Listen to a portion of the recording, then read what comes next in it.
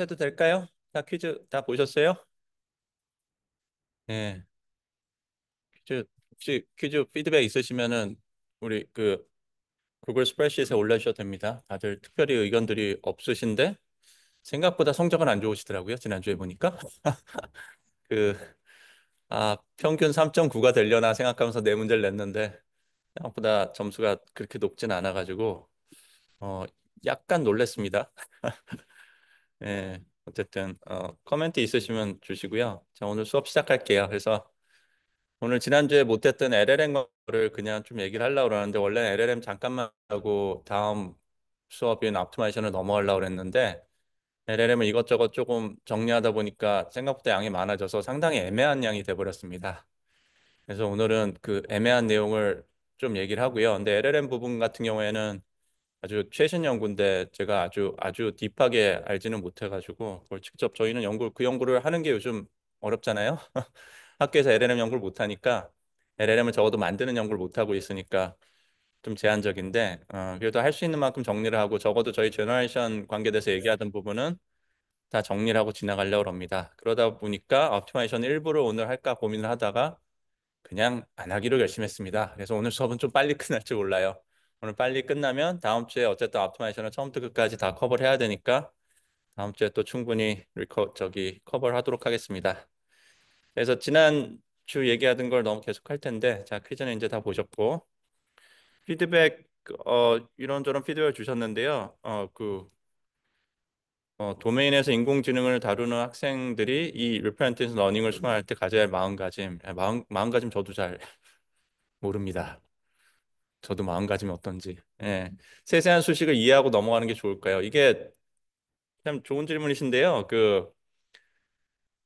여러분들이 관심 있는 논문은 당연히 다 세세하게 이 수식을 다 이해를 하셔야 되는데 다 이해하고 났을 때 도움이 되는 경우도 있지만 보통 도움이 그렇게 된다고 잘 못 느끼실 거거든요.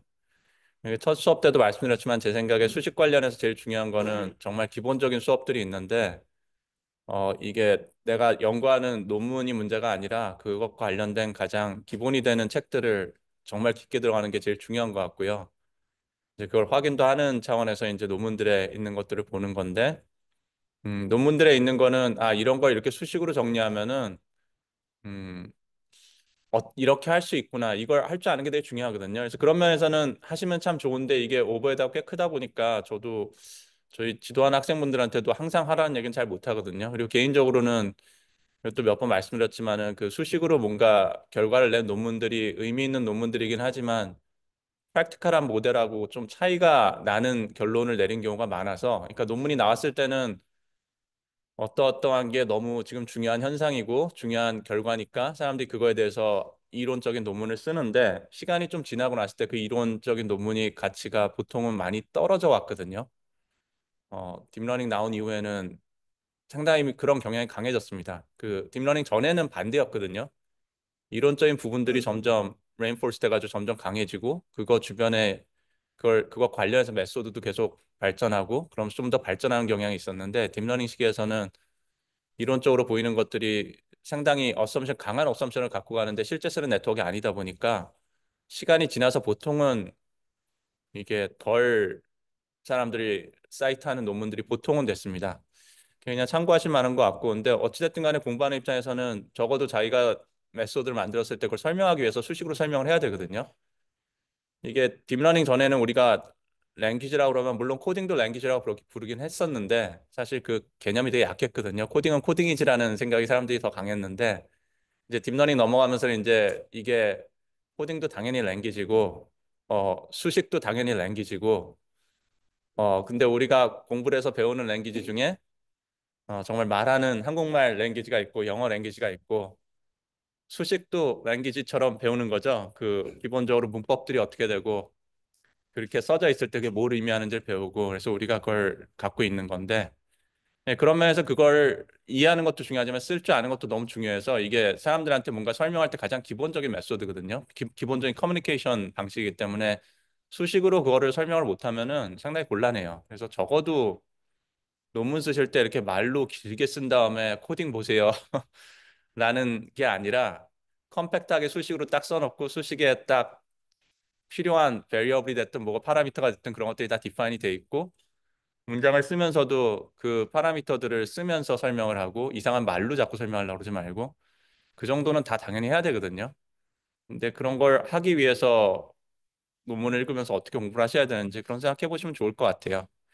지금 제가 말씀드린 건 사실 너무 기본적인 레벨이고 좀 더 어드밴스된 레벨이면은 가능하면은 수식으로 논문을 쓰는 걸 몇 번 해야죠. 예, 그 정도는 해봐야지 사실 이 매스 매스매틱스라고 하는 이 수식이라고 하는 랭귀지를 내가 다룰 수 있는 사람이 되는 거니까 그런 것 같습니다. 정답은 없는 것 같고 사람마다 다른데 예, 그런 것 같네요.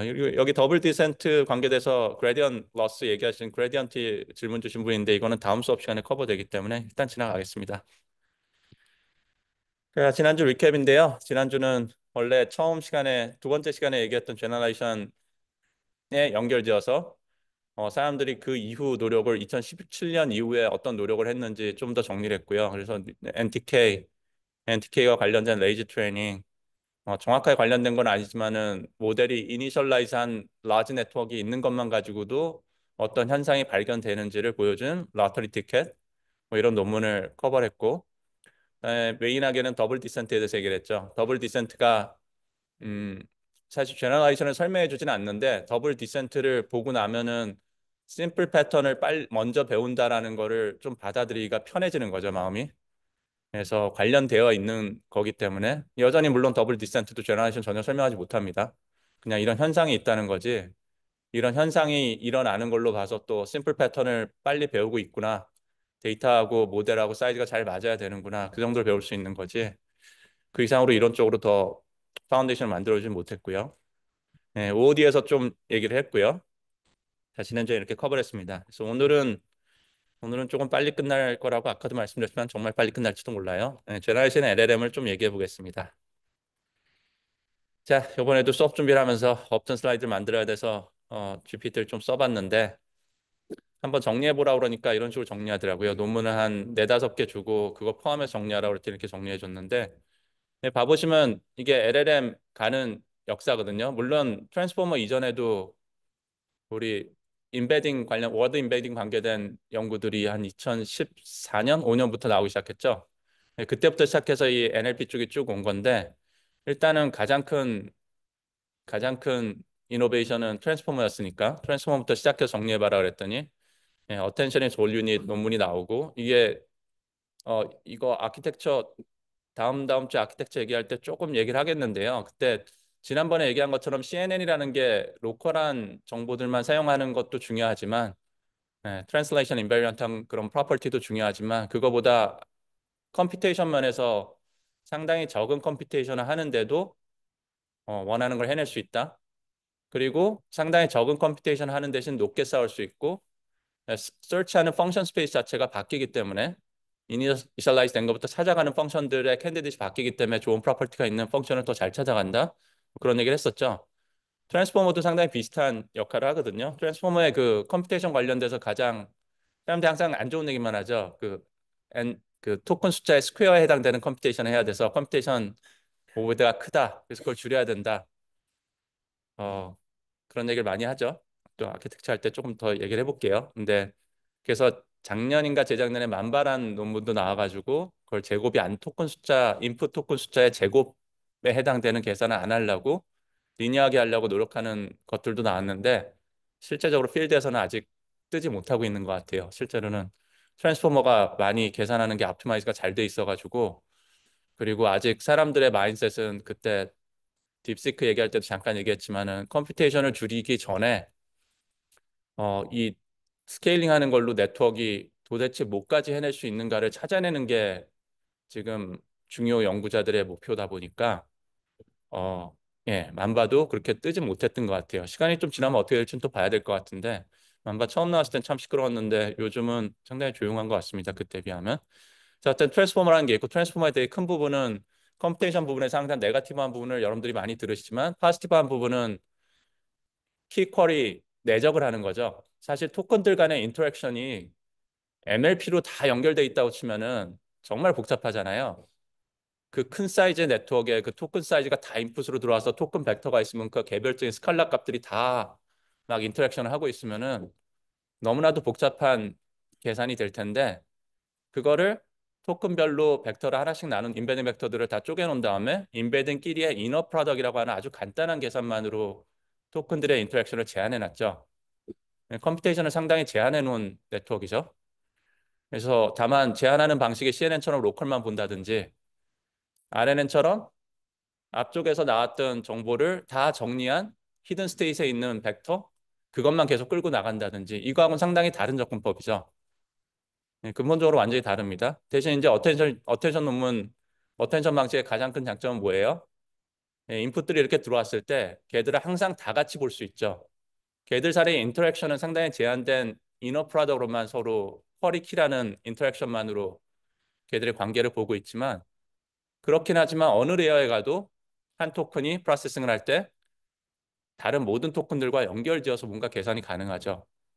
근데 그게 계산이 잘 안 되면 자기 자신이 쿼리하고 키를 바꿔나가면 되죠. 밸류하고 이런 값들을. 그죠? 물론 이렇게 다 잘 되니까 이렇게 쉽게 설명하는 거고요. 이렇게 볼 수도 있다는 거지. 이게 이러니까 당연히 잘 되겠구나 이렇게 말할 수 있는 건 전혀 아니고 이런 건 다 실험적으로 사람들이 찾아간 거니까.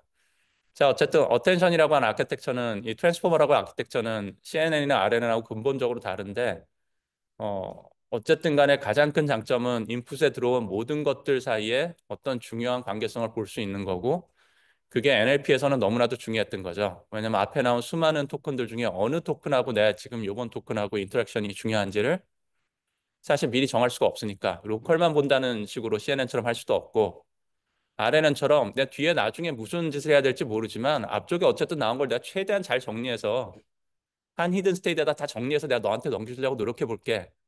이런 식으로도 안 되고 왜냐하면 그때 앞쪽에서 뭔가 잃어버렸으면 정리가 잘 필요한 게 이미 없어졌거나 약화돼 있으면 뒤에 있는 애가 그걸 꼭 찾아 써야 되는데 RNN은 그걸 다시 찾을 방법이 없죠. 이미 히든 스테이트에 정리해서 넣었는데 그게 원하는 방식으로 안 돼 있으면 끝난 거니까.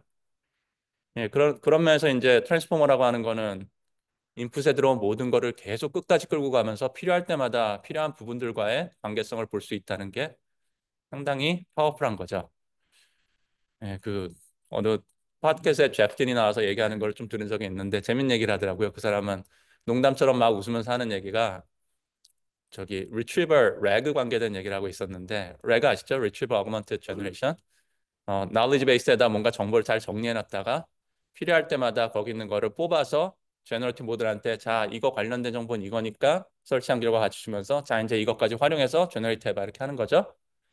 근데 그걸 하는 걸 할 수가 있는데 근데 이게 렉이라는 게 상당히 한계가 있으니까 그럴 게 아니라 사실 학습할 때 사용하는 모든 데이터가 다 인풋 토큰으로 다 같이 들어와서 말도 안 되죠 물론 그 큰 데이터가 어떻게 인풋으로 다 들어와요 계산량이 너무 크니까 도저히 안 되죠 근데 농담으로 하는 얘기입니다 그러면서 어텐션으로 계산을 해가지고 필요한 정보를 그때그때 다 잘 골라서 쓴다면 얼마나 좋을까 뭐 이런 얘기를 하더라고요 그래서 지금 이제 그런 방법을 쓰면 좋겠다 이런 얘기를 하고 싶은 게 아니고요 이 트랜스포머라고 하는 아키텍처가 근본적으로 갖고 있는 가장 큰 장점이 뭔지를 한번 그냥 얘기를 해본 겁니다. 이 수많은 토큰들이 계속 서로 간의 관계성을 볼 가능성이 있는 채로 아키텍처를 디자인했다는 게 핵심이고 다시 말씀드리지만 그 이너 프로덕으로 계산량이 상당히 제한된 방식이지만 그것만으로 충분했더라. 해보니까 잘 되더라라는 게 핵심이죠. 핵심이죠. 이게 트랜스포머 쓴 사람들은 다 회사 차리고 뭐 난리가 났죠. 회사 다 파운더고 다시 구글이 사가고 회사를 빌리언 넘게 주고 사가고 온갖 일들 벌어졌는데 비스완이 이 친구가 아마 그 캐렉터 AI 차렸던가요? 잘 정확하게 기억이 안 나네요. 그랬다가 구글에서 다시 회사를 이상하게 사가면서 지금 제미나이 모델 아키텍으로 일하는 3명 중에 한 명으로 다시 데려갔던가 또 재밌는 일들이 많이 있었습니다. 이렇게 되고요. 하여튼 트랜스포머라는 게 있었고 트랜스포머가 나온 다음에 이제 나왔던 제일 유명한 모델들이 벌트하고 GPT인데 사실 벌트가 훨씬 더 초반에는 유명했죠.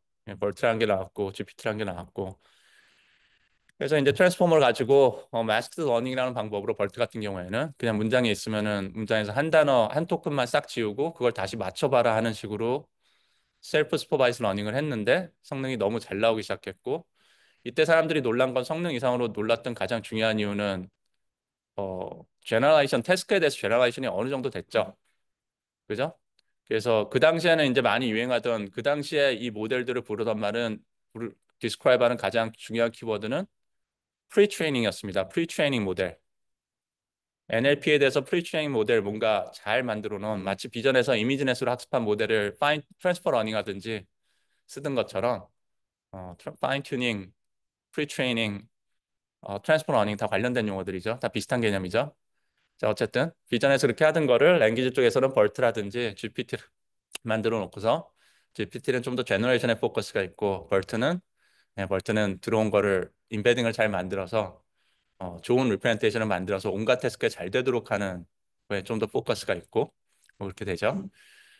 자, 그런 모델들이 만들어졌고 이 모델들을 디스크라이브하는 가장 중요한 단어는 프리트레이닝이었습니다. 왜냐하면 여전히 이 모델을 만든 다음에 풀어야 될 다운스트림 태스크가 있으면은 그 다운스트림 태스크 데이터로 파인 튜닝을 해가지고 싱글 태스크를 푸는 모델로 바꾼 다음에 사용하는 게 패러다임이었으니까. GPT와 벌트가 이렇게 나왔고 그러면서 이제 GPT-2가 나오고 T5가 나오면서 좀 패러다임이 좀 바뀌죠. 모델들이 좀 커졌는데 이때 이제 GPT-2 나오면서 이게 논문 제목입니다. 여기 써져 있는 게 이게 설명이 아니라 이게 실제로 여기 써져 있는 것들이 지금 논문 제목이에요. 트랜스포머만 제외하고는 논문 제목인데 GPT-2 같은 경우에는 멀티태스크 러너라는 표현을 쓰고 있었고 T5 같은 거는 유니파이 텍스트 텍스트 트랜스포머라는 표현을 쓰고 있거든요. 그러니까 GPT-2에서는 이 사람들이 중요하게 레코나이즈 한 게 뭐냐면 프리트레인 모델이니까 다운스트림 태스크 데이터로 파인 튜닝 한다는 컨셉이 아니라 얘가 이미 한 모델인데 한 가지 방식으로 학습했는데 여러 가지 태스크를 다 할 줄 아는 멀티태스크를 할 줄 아는 애가 튀어나왔네 라는 개념을 설명을 하는 겁니다. 그 개념을 설명하는 거고 T5 같은 경우는 유니파이 텍스트 텍스트라는 단어가 이게 이 용어가 의미하는 게 뭐냐면은 어쨌든 NLP 모델을 만들면 텍스트가 인풋이고 텍스트가 아웃풋인데 우리가 서로 다른 태스크라고 불러왔던 많은 NLP 태스크들이 사실은 다 텍스트가 인풋이고 텍스트가 아웃풋이지 않느냐. 그럼 그냥 싱글 태스크로 볼 수도 있지 않겠느냐. 유니파이드 텍스트 텍스트로 그냥 볼 수 있지 않겠느냐. 라는 식으로 이걸 보려고 노력을 하는 겁니다. 왜냐하면 생각지도 않았는데 다양한 태스크에 대해 성능이 잘 나오니까. 그죠? 이때만 해도 좀 성능이 잘 나와서 놀랍긴 했는데 뭐 난리가 날 정도는 아니었죠. 그러다 이제 GPT-3가 나오죠. GPT-3가 나올 때는 모델 사이즈가 그전하고는 비교도 안 되게 커지죠. 175 빌리언으로 그전이 얼마였죠? 예, 그전에 11 빌리언, 뭐 GPT-2는 1.5 빌리언 그러면서 야 이게 말이 돼 빌리언으로 넘어가다니 이런 세상이 미쳤구나 이러고 있었는데 갑자기 GPT-3가 175로 훨씬 키우면서 넘어가죠. GPT-3 논문에서 그래서 키워드가 뭐냐면은 프리트레이닝 이제 없어졌고 프리트레이닝 단어가 안 나온다는 거는 파인 튜닝을 더 이상 안 하겠다는 거죠. 파인 튜닝이 아닌 다른 컨셉으로 뭔가 되기 시작하네 신기하다라는 걸 넘어갔다는 거고 여기서 중요한 키워드는 퓨샷이죠. 퓨샷 러너인데 정확하게 말하면은 퓨샷 프롬프팅이죠. 퓨샷 예제가 있어서 그걸로 파인 튜닝한 게 아니라 우리 메타러닝 같으면은 퓨샷이 있으면 그걸로 파인 튜닝도 하고 뭐 온갖 짓을 많이 하는데요. 메소드가 되게 여러 가지가 있는데 여기서 GPT-3에서 얘기하는 퓨샷이라는 거는 퓨샷을 예제로 프롬프트로 넣어주면 인풋으로 넣어주면 모델의 파라미터는 파인 튜닝하지 않았습니다. 근데 퓨샷 태스크를 풀더라. 상당히 다양한 태스크에 대해서 퓨샷 방식으로 풀리더라라는 거죠. 그래서 이렇게 만든 모델이 퓨샷을 풀 수 있는 모델이 됐다라는 걸로 넘어간 거. 크기만 많이 키웠는데 이렇게 되더라라는 걸로 넘어간 거고 키워드가 퓨샷이고 이제 그 다음으로 넘어가면 이제 퓨샷이 아니라 파인 튜닝이라는 단어가 나오지만 이게 사실 인스트럭 튜닝을 얘기하는 거고 인스트럭 튜닝이란 건 뭐예요? 모델을 만든 다음에 이 텍스트 텍스트에 해당되는 걸 하는 거죠. 어떤 지시를 주고 어떤 뭘 해라라는 말을 줬을 때 그 말에 해당되는 결과가 나오도록 파인 튜닝을 하는 거죠. 근데 그 파인 튜닝을 하기 위한 데이터가 너무 클 필요는 없고 적당한 사이즈로 심지어는 인간이 앉아가지고 피드백을 주면서 이미 프리트레이닝 된 좋은 모델을 아주 큰 모델을 가져와서 인스트럭 튜닝만 더 했더니 상당히 제너럴한 태스크에 대해서 문제를 풀 수 있는 이 유니파이 텍스트 투 텍스트 얘기할 때 사실은 좀 우기는 느낌이었고 이제 여기 넘어오면 정말로 유니파이 텍스트 투 텍스트 느낌이 나는 모델들이 나오기 시작한 거죠. 그래서 이렇게 변합니다. 그래서 이 시절부터는 사람들이 이걸 뭐라고 불러요? 제로샷이라는 이제 표현을 많이 쓰기 시작하죠. 제로샷, 퓨샷이라는 것도 사실 그 전에 늘 연구에서 쓰던 용어인데 다만 LLM에서 이 말을 할 때는 파인 튜닝 컨셉이 없이 쓰는 겁니다. 아까도 말씀드렸지만 그냥 인풋에다 넣어주는 예제만 설명해 준 것만으로 또는 인풋에다 예제를 아예 안 보여주고 제로샷인데 그냥 뭘 하라고 지시만 한 것만으로 문제가 풀린다라는 컨셉이죠. 반면에 LLM이 이만큼 잘 되기 전에 이제 제로샷, 퓨샷 이런 연구를 했던 동네들, 특히 비전 쪽이라든지 쪽에서 했던 연구들은 봐보면은 파인 튜닝도 종종 하거든요. 왜냐하면 정말로 그냥 태스크가 퓨샷 예제가 나왔으면 결과를 풀기만 하면 되는 건데 그게 싱글 태스크거든요. 퓨샷임에도 불구하고 싱글 태스크, well defined 싱글 태스크를 풀고 있기 때문에 파인 튜닝을 하던 메타 러닝을 하던 뭐라도 상관이 없는 거예요. 그 비전 태스크만 성능이 올라가면 되는 거고. 그죠? 근데 여기서는 그런 싱글 태스크 관점에서 어떤 잘 알려진 벤치마크 문제에 대해 성능을 높인다는 개념을 얘기하고 싶은 게 아니라 뭔가 이런 것들이 자동으로 그냥 되기 시작하더라라는 걸 말하고 싶은 거죠. 그러니까 당연히 파인 튜닝 하면 안 되죠. 예, 프롬프트에다 이 정보를 넣어주고 푸는 경우들에 대해서 얘기를 하고 싶은 거지. 예, 사람처럼. 그렇게 됩니다. 자, 이게 랭귀지 모델이 쭉 흘러온 순서고요. 이게 이 얘기를 이제 하는 이유가 사실 어떻게 돼요? 뭐 정리하면 이렇게 되는데 뭐 아키텍처가 트랜스포머가 나왔고 CNN이나 RNN으로 가만 생각해 보면 도저히 되기 어려웠어요. 이 NLP 관계된 것들이 제대로 돌아가기는 상당히 무리였습니다. 트랜스포머가 튀어나온 게 너무 놀라운 혁명이었고 근데 막상 트랜스포머로 NLP가 잘 돼서 비전 쪽에도 트랜스포머를 쓰다 보니까 비전 쪽도 그냥 잘 되네? 그렇게 바뀌어 버렸고 그래서 논문 제목도 Attention is all you need. 이 제목 정말 잘 지은 것 같아요. 이렇게 되고 자 그렇게 되고 좀 전에 했던 얘기를 다시 정리한 건데 이것도 GPT가 정리해 준 건데요. 프리트레이닝 컨셉이 있고요. 그 다음에 멀티텍스트 컨셉이 있고요. 퓨샷으로 제너라이즈가 되네 신기하다 얘기를 하다가 그 다음에 제로샷으로 인스트럭 튜닝 했더니 제로샷도 되네 라는 얘기를 합니다. 자 이렇게 정리가 되고요. 그래서 우리 이제 제너레이션 쭉 얘기했던 딥러닝 제너레이션 얘기했던 거랑 연결지어 설명하면 어떻게 되냐면은 우리가 처음 얘기를 시작할 때 클래시컬 머신러닝의 제너레이션부터 시작해가지고 바운드를 얘기하면서 쭉 얘기를 했던 부분들은 전부 인스턴스 레벨 제너레이션이거든요. 싱글 태스크고요. IID 디스트리뷰션 가정하고요. 그죠? 트레이닝과 테스트 그 디스트리뷰션 같고요. 그때 트레이닝 퍼포먼스하고 테스트 퍼포먼스가 같았으면 좋겠다. 샘플 와이즈로. 샘플들에 대해서, 인스턴스에 대해서. 그죠? 그런 얘기를 했던 거고 이게 우리 그 네로한 컨셉의 제너레이션인데 태스크 레벨 그러니까 LLM으로 넘어오면서요. 이게 싹 없어졌어요. 이런 종류 연구가 있는 좀 찾아봤는데 저는 못 찾았고요. 혹시 있으면 알려주세요. 네, 이번에 좀 찾아봤는데 전혀 없고 이쪽에서는 제너레이션이라는 단어를 쓰는 것 자체가 의미가 기존의 인스턴스 레벨 제너레이션이라는 표현에 쓰이는 단어로는 더 이상 쓰질 않습니다. 같은 단어인데 그래서 그냥 제너레이션을 그러면은 그냥 태스크 레벨 제너레이션을 얘기하는 거고 근데 태스크 레벨 제너레이션에 대해서 이론적으로 이게 왜 돼야 되는지 설명이 안 되고 지금 설명드린 것처럼 이렇게 모델을 업그레이드 시키면서 쭉 가다 보니까 아키텍처도 좀씩 바꾸고 뭐 이런저런 디테일도 바꾸고 학습하는 기법도 좀 바꾸고 학습하는 기법은 사실 바꿨다기보다는 점점 심플리파이 된 것 같아요. 사람들이 여러 가지 트라이 봤지만 결국은 아주 단순한 것만 살아남고 다른 게 있다면 이제 인스트럭 튜닝이 나온 이유는 좀 다른 얘기지만 이렇게 되고 가장 핵심적인 거는 모델을 키웠더니 모델을 키운 것만으로 프리 트레이닝 모델에서 멀티태스크로 갔다가 퓨샷으로 갔다가 제로샷까지 간 거죠. 예, 이거의 가장 핵심적인 거는 스케일링이죠. 자, 그런 일이 벌어져서 여기까지 오긴 왔는데 자, 그러니까 당연히 이론적으로 설명한다든지 이게 왜 이렇게 된다라는 하다못해 더블 디센트 같은 논문도 나오기 어렵습니다. 예. 저 관련된 얘기를 조금 하긴 하겠지만 설명에 해당된다기보다는 이런저런 연구들을 사람은 하고 있습니다 정도 해당되는 것 같고 퓨샷, 제로샷 같은 게 결국은 좀 더 멀리 가면 리즈닝이라는 표현을 쓰기 시작한 거고 태스크 숫자는 멀티플이기도 하고 아르비트러리하고 미리 정해놓은 태스크가 아니라 다양한 거에 되는 걸 얘기를 하죠. 네.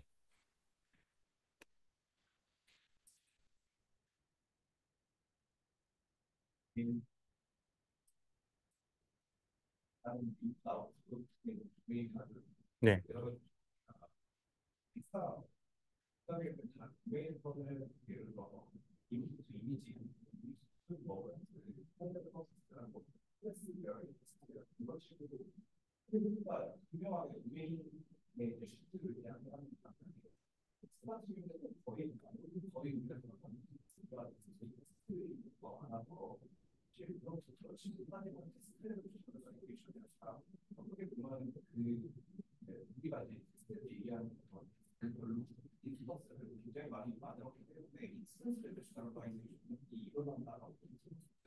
네, 그런 얘기도 많이 하는데요. 질문은 온라인 계신 분에서 질문은 그 비전 같은 경우에는 비전 데이터가 인풋으로 들어와도 실제로 푸는 문제가 클래스를 맞춘다든지 어떤 하이 레벨 컨셉을 맞춘다든지 뭔가 태스크들이 명확하게 정해져 있고 그게 근데 비전 아웃풋을 뽑는다거나 인풋과 같은 종류의 정보를 방식으로 정보를 표현하는 게 아니다 보니까 확실하게 차이가 있고 텍스트 같은 경우에는 인풋과 아웃풋이 전부 다 텍스트인 경우에는 어쨌든 같은 모달이기 때문에 정보도 같은 방식으로 표현되고 그러기 때문에 이게 여러 가지 태스크로 볼 수도 있지만 싱글로 볼 수도 있지 않겠느냐라는 게 질문이시죠. 예, 그런 관점이 아까 T5의 논문에 반영이 된 걸 것 같고요. 사람들도 실제로 그런 얘기를 많이 하는데 그게 단지 싱글 모달, 인풋 모달하고 아웃풋 모달이 같아서 그런 것 같진 않아요. 왜냐면은 여기서 텍스트에서는 이것도 지난번 한번 말씀드렸는데 텍스트라는 게 유일하게 인간이 만든 데이터잖아요. 유일한 게 인간이 필요해서 만든 거고 우리가 태스크라는 건 그때도 말씀드렸지만 인간한테 필요한 태스크를 우리가 논하고 있는 거지 인간한테 아무런 의미가 없는 태스크를 논의하고 있는 게 아니거든요. 예, 그러다 보니까 인간한테 의미 있는 태스크들과 인간한테 의미 있는 것들을 잘 담기 위해서 만든 게 언어이고 그러니까 언어라는 거에 그 알파벳 영어로 치면 그 representation이라는 것 자체가 명확하게 이 태스크하고 렐리번스를 가지고 만들어진 거죠. 예, 그래머라는 것도 그 안에서 어떤 구조를 만든 거고 그렇게 된 거고 그렇기 때문에 그리고 인간의 태스크를 전부 다 들어있고 그래서 이제 연구 중에서도 예를 들면은 실제로 LLM 모델을 트레이닝할 때 사용하는 데이터가 어떤 정보를 담고 있는지에 따라서 학습 방법 자체는 그냥 넥스트 토큰 프레딕션 같은 단순한 방법을 씀에도 불구하고 데이터에 따라서 풀 줄 아는 태스크가 밝히지 않을까라는 연구도 있고 근데 그런 연구들이 얼마나 멀리 갔는지 제가 잘 모르겠어요. 그 연구들까지는 찾아보지 못해서요. 그런 연구도 있고 또는 이 텍스트라는 것 자체가 근본적으로 사실 많은 인간이 알고 있는 많은 태스크를 다 담고 그 설명을 하거나 관련된 거를 정보를 담고 있던 예제들이 너무 많다 보니까 그렇기 때문에 잘 되는 것 같다라는 얘기도 있고 결국 그렇지만 그거를 인베딩 리프레젠테이션으로 잘 표현을 했기 때문에 학습이 됐기 때문에 또 된 것이다 이런 얘기도 있고 그런 다양한 얘기들이 있는데 다만 그런 거에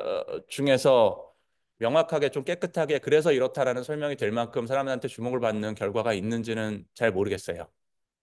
네, 그 정도로 알고 있고요. 근데 반면에 이제 또 관련지어서 사람들이 또 재밌게라보다 이런 연구를 해야 된다 말하는 것 중에 예를 들면 텍스트임에도 불구하고 텍스트 자체에 있는 트레이닝 데이터에 온갖 태스크에 대한 예제들이 들어있음에도 불구하고 그렇지 않았던 것들에 대해서 잘 되게끔 하는 거를 트라이를 한다든지 좀 컴포지셔널한 것들, 태스크들을 만들어서 그런 것들은 지금 잘 안 되고 있는데 그게 잘 되기 위해서는 모델을 어떻게 학습해야 되느냐, 어떻게 사용해야 되느냐 이런 연구를 한다든지 그래서 지금 말씀하신 거에 관계된 문제들도 가는 과정인 걸로 저는 이해하고 있습니다. 그래서 정확하게 정리를 해서 말씀드릴 정도까지는 잘 모르고요. 그거 자체가 지금 말씀하신 그런 것들이 지금 되게 중요한 연구 토픽인데 뭐 늘 그랬지만 연구라는 게 이제 여러 가지가 있는데 그중에 대표적인 게 그 퍼포먼스적인 측면으로 이런 태스크를 풀 수 있다. 태스크 자체를 의미 있는 태스크를 보여주면서 그에 대해 성능이 이만큼 나온다를 보여주는 계열 연구들이 일단은 머신러닝에서 제일 중요한 연구고 다음은 지금 말씀하신 것처럼 그런 거에 대해서 뭔가 설명을 하거나 설명을 통해서 뭔가 메소드를 만드는 걸 하려는 연구들이 있고 근데 항상 이 두 번째 그룹의 연구들이 레깅 하거든요. 항상 더 늦거든요. 사람들 너무 바빠요. 메소드 만드느라고. 그래서 그런 연구들이 있긴 하지만 그 연구들이 지금 충분히 빠른 속도로 쫓아오고 있지는 못한 것 같아요. 근데 지금 찾아보면 아마 지금 말씀하신 거에 관계된 거 제가 말씀드린 거에 관계된 연구들이 지금 계속 나오고 있을 거예요. 메소드보다 훨씬 적은 숫자지만 논문들이 나오고 있을 겁니다.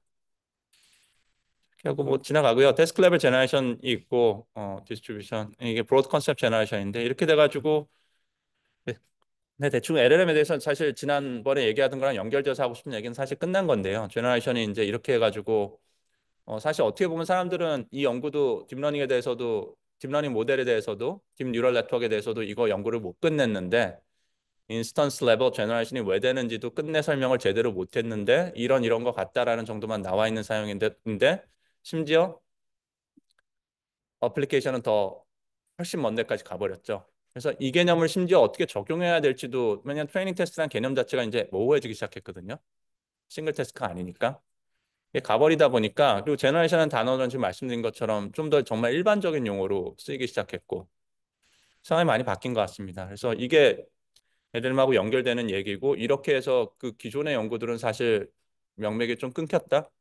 연구를 하더라도 좀 더 이렇게 제너럴한 태스크래프는 제너럴 퍼포스 모델들이 이제 나오기 시작했는데 제너럴 퍼포스 모델이 아닌 싱글 태스크에 포커스된 보통은 슈퍼바이즈 러닝에 제한된 거에 대해서 이제 이 연구는 계속 되고 있지만은 사람들의 관심은 이미 이쪽으로 많이 넘어가 버린 것 같아요. 상황이 이렇게 정리되는 것 같고요. 기왕 근데 이걸 얘기를 한 김에 관련된 논문들을 조금만 얘기하고 가겠습니다. 스케일링 러라는 게 이제 되게 중요한 이제 이쪽으로 넘어오면서 되게 중요한 연구인데 예, 이게 뭐 다 아시겠지만 가장 핵심적인 거는 스케일링을 했더니 다양한 일들이 벌어졌다라는 게 핵심인 거고 그게 말씀드린 것처럼 GPT-3가 이제 175 빌리언 했는데 너무나도 성능 차이가 심하게 나기 시작하니까 그때부터 이 모든 전쟁이 좀 시작됐다고 볼 수 있을 것 같아요. 물론 뭐 여기서부터 가고 있었는데 구글 뭐 굳이 마음이 급할 이유가 없었거든요. 구글 마음이 안 급해가지고 T5를 만들긴 했지만 T5에서 뭐 100 빌리언이나 1 트릴리언 학습하는 걸 굳이 먼저 해봐야 된다는 생각을 안 하고 있었던 것 같고요. 어텐션 그 트랜스포머 만들었음에도 불구하고. 근데 GPT-3 나온 게 이게 좀 여담인데요. 이게 GPT-3가 2020년도에 오픈AI에서 나왔는데 이 오픈AI 역사를 봐보면은 원래 오픈AI 처음 차릴 때 일론 머스크가 있었거든요. 일론 머스크가 있으면서 이제 일론 머스크를 비롯해서 이제 샘 올트만도 아마 처음부터 들어갔을 거고 예, 돈도 대주고 여러 가지 이게 비영리 기관으로 처음에 연구를 시작한 곳으로 시작했는데 일론 머스크가 가만히 보다가 뭐가 기분이 나빴는지 2018년도에 떠납니다. 회사를. 나는 이제 안 해. 그러고 손을 떼버립니다. 예, 그렇게 손을 떼버리고 그런 다음에 이제 오픈AI가 상당히 위기의식을 느끼죠. 이제 돈이 너무 많이 드니까 문 닫아야 될지도 모르니까. 그래가지고 마이크로소프트를 찾아가서 투자를 요청했는데 그거를 1빌리언을 성장시켜가지고 오죠. 1빌리언의 상당 부분은 마이크로소프트 입장에서는 어저 자기네 그, 클라우드 컴퓨팅 시스템을 써라 무조건. 클라우드 컴퓨팅 시스템 크레딧을 이만큼 줄 테니까 우리 걸 써라. 왜냐면 클라우드 컴퓨팅 사업에서 이기는 게 그 자기네 지분을 높이는 게 마이크로소프트 입장에서 너무 중요한 상황이었으니까. 그래서 마이크로소프트가 이만큼 주니까 2019년도고요. 그 다음에 GPT-3 나온 게 2020년이거든요. 뭔가 이렇게 2018년, 19년, 20년 순서가 딱 맞습니다. 예, 이게 구글은 이노베이션에 대한 그 니즈가 사실 그렇게 강하지 않았고요. 오픈 AI는 우리 문 닫을 수 있다, 그냥 끝날 수 있다, 그냥 이대로 라는 위기의식이 되게 강한데 큰 돈이 들어왔고 컴퓨팅도 갑자기 확 열어줬고 그래서 엄청나게 크게 만드는 거를 오픈 AI가 치고 나오면서부터 이제 스토리가 시작이 됐죠. 자 이렇게 되고요. 모델 사이즈는 뭐 이제 너무 커져가지고 오버 파라미터 돼 있는 거는 이제 말할 필요도 없는 거고 근데 오버 파라미터라이저에서 하는 거를 점점 심하게 해보는 거를 너무너무 멀리 가는 연구를 하기 시작한 거죠. 그래서 1 트릴리언까지 이제 대략 1 트릴리언으로 알려져 있는 정확하게는 아무도 모르는 최근 GPT까지 이렇게 올라가 있는 거고 이거는 이제 굿펠로우 책에 나오던 교과서에 나오는 2015년도, 2014년도, 15년도에 쓴 책에 나오는 그림이거든요. 바이올로지컬 뉴런 개수 그래가지고 이게 컴퓨팅이 자꾸 커져가지고 프로그가 몇 개예요? 프로그가 10 밀리언이거든요. 뉴런 개수가. 프로가 10 밀리언이고 휴먼이 10 to the 11이니까 어떻게 되죠? 100 빌리언이거든요. 이렇게 알려져 있습니다. 이것도 생물이니까 정확한 뉴런 숫자를 셀 수는 없는데 대략 이렇게 에스티메이트 사람들이 해놨는데 그래서 이 당시에만 해도 14년, 15년도만 해도 기껏 모델을 만들어봤자 밀리언짜리 만들고 있었거든요. 파라미터 개수가. 근데 지금 1 트릴리언까지 올라갔죠. 그리고 사람이 100 빌리언이었는데 여기 175를 넘어서면서 인간을 이제 넘어섰죠. 사이즈를. 그거보다 10배 큰 걸로 지금 넘어간 상태고. 뭐 이런 일들이 벌어졌습니다. 자, 스케일러로 논문 잠깐만 설명을 할게요. 이 논문도 조금 더 제너레이션 관점으로 설명이 되는 논문이었으면 좋겠는데 사실 그렇지 못하고요. 스케일링 러라는 거는 어, 논문을 약간 설명할까요? 네, 설명을 좀 하고 하겠습니다. 그냥 이 논문의 핵심 포인트는 뭐냐면 라지 모델을 막 학습해 보는데 모델 사이즈를 그냥 쭉 키워보고 그럼 어떤 일이 벌어지는지 보고 퍼포먼스가 어떻게 되는지 보고 데이터 사이즈를 막 키워보고 그럼 퍼포먼스가 어떻게 되는지 보고 컴퓨터 사이즈를 막 키워보고 그럼 어떻게 되는지 보고 이런 거를 해본 겁니다. 그 조합들을 막 실험을 해본 거예요. 예, 정말 무식하게 컴퓨팅 리소스를 엄청나게 써가지고 실험을 다 해가지고 커브들을 막 뽑은 겁니다. 예, 결론은 뭐냐면은 모델 사이즈하고 데이터 사이즈를 적당히 맞춰가지고 같이 키워나가면은 걔네가 커지는 동안 성능이 계속 좋아지더라. 라는 게 결론이거든요. 근데 걔들 사이의 관계성을 잘 모델링을 해봤더니 파워로를 따르더라. 그래서 그걸 우리가 정리를 했다. 이런 논문이죠. 사실 그 정말 중요한 논문인데요. 근데 연구 내용은 사실 실험을 쭉 돌린 다음에 이 퍼포먼스 커브를 봤더니 얘하고 얘의 관계성은 n 이꼴 d의 뭐 0점 몇몇 승이네. 그 정도로 계수를 잡으면 되겠다라는 마치 대학교 1학년생 프로젝트 같은 파라미터 에스티메이션 하는 그런 논문이죠. 예. 방법론 자체는 정말 단순합니다. 결과를 봐보면은 결과는 중요한 결과 정말 많은데 이걸 어쨌든 정리했다는 게 너무 큰 의미가 있는 거고 이제 X축이 컴퓨팅이고요. 컴퓨팅을 점점 늘려가면서 근데 컴퓨팅을 늘려가는 걸 보시면은 이게 이제 에폭 스텝 사이즈 그런 걸로 봤을 때 10 이게 로그 저기 지수로 늘어납니다. 10배씩 계속 늘어나는 거예요. 한 눈곱만큼 올라갈 때마다.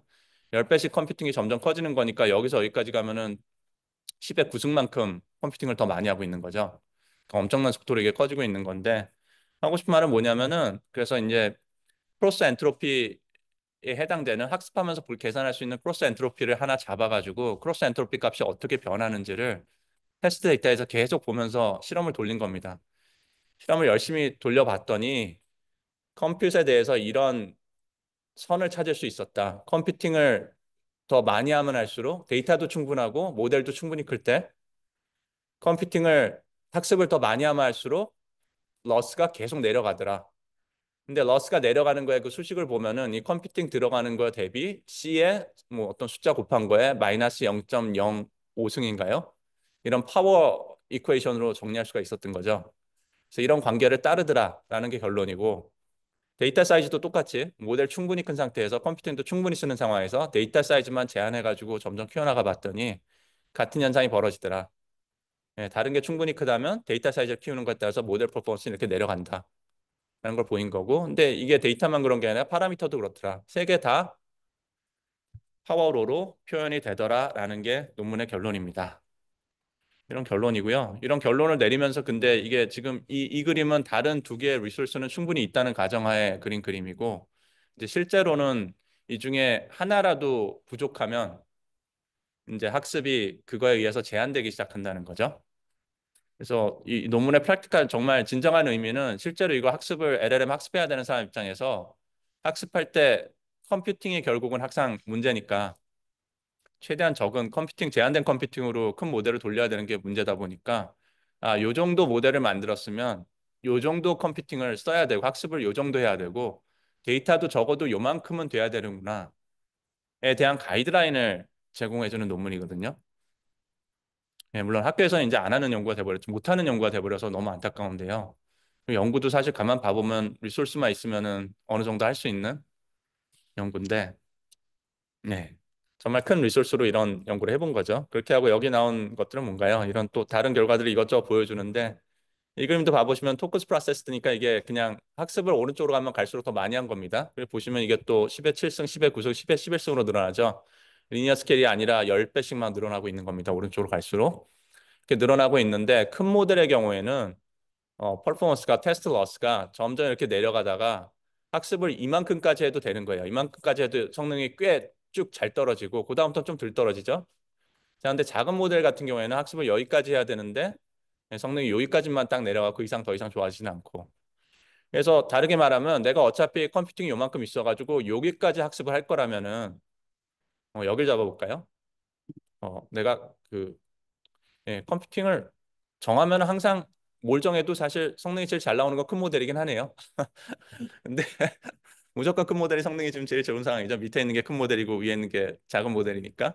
근데 어쨌든 이런 가이드라인을 제공해 주는 겁니다. 이게 조금 더 재밌는 그림이니까 이걸 봐볼까요? 이것도 컴퓨팅 오른쪽으로 하면 이게 또 컴퓨팅이고요. 이건 데이터네요. 토큰 프로세스가 아마 데이터일 겁니다. 이렇게 되고 컴퓨터 쪽으로 가면은 이게 데이터가 내가 이만큼 있으면 어쨌든 모델이 큰 게 도움이 되더라라는 얘기고.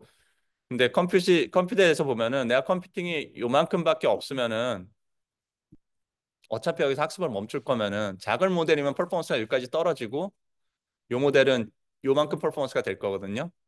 근데 큰 모델은 요만큼 컴퓨팅을 해가지고는 아직 성능이 좋아지지 않았죠. 그러니까 이 큰 모델은 적어도 여기 어디까지는 학습을 해줘야지 이만큼 학습을 어차피 할 거면은 이만한 큰 모델을 쓰는 게 상당히 말이 되는데 근데 컴퓨팅을 요거까지밖에 어차피 못 할 거면 이 큰 모델로 학습하는 게 좀 의미가 없는 거죠. 성능이 제일 좋아지는 적당한 사이즈의 모델을 써야 되는 거죠. 그죠?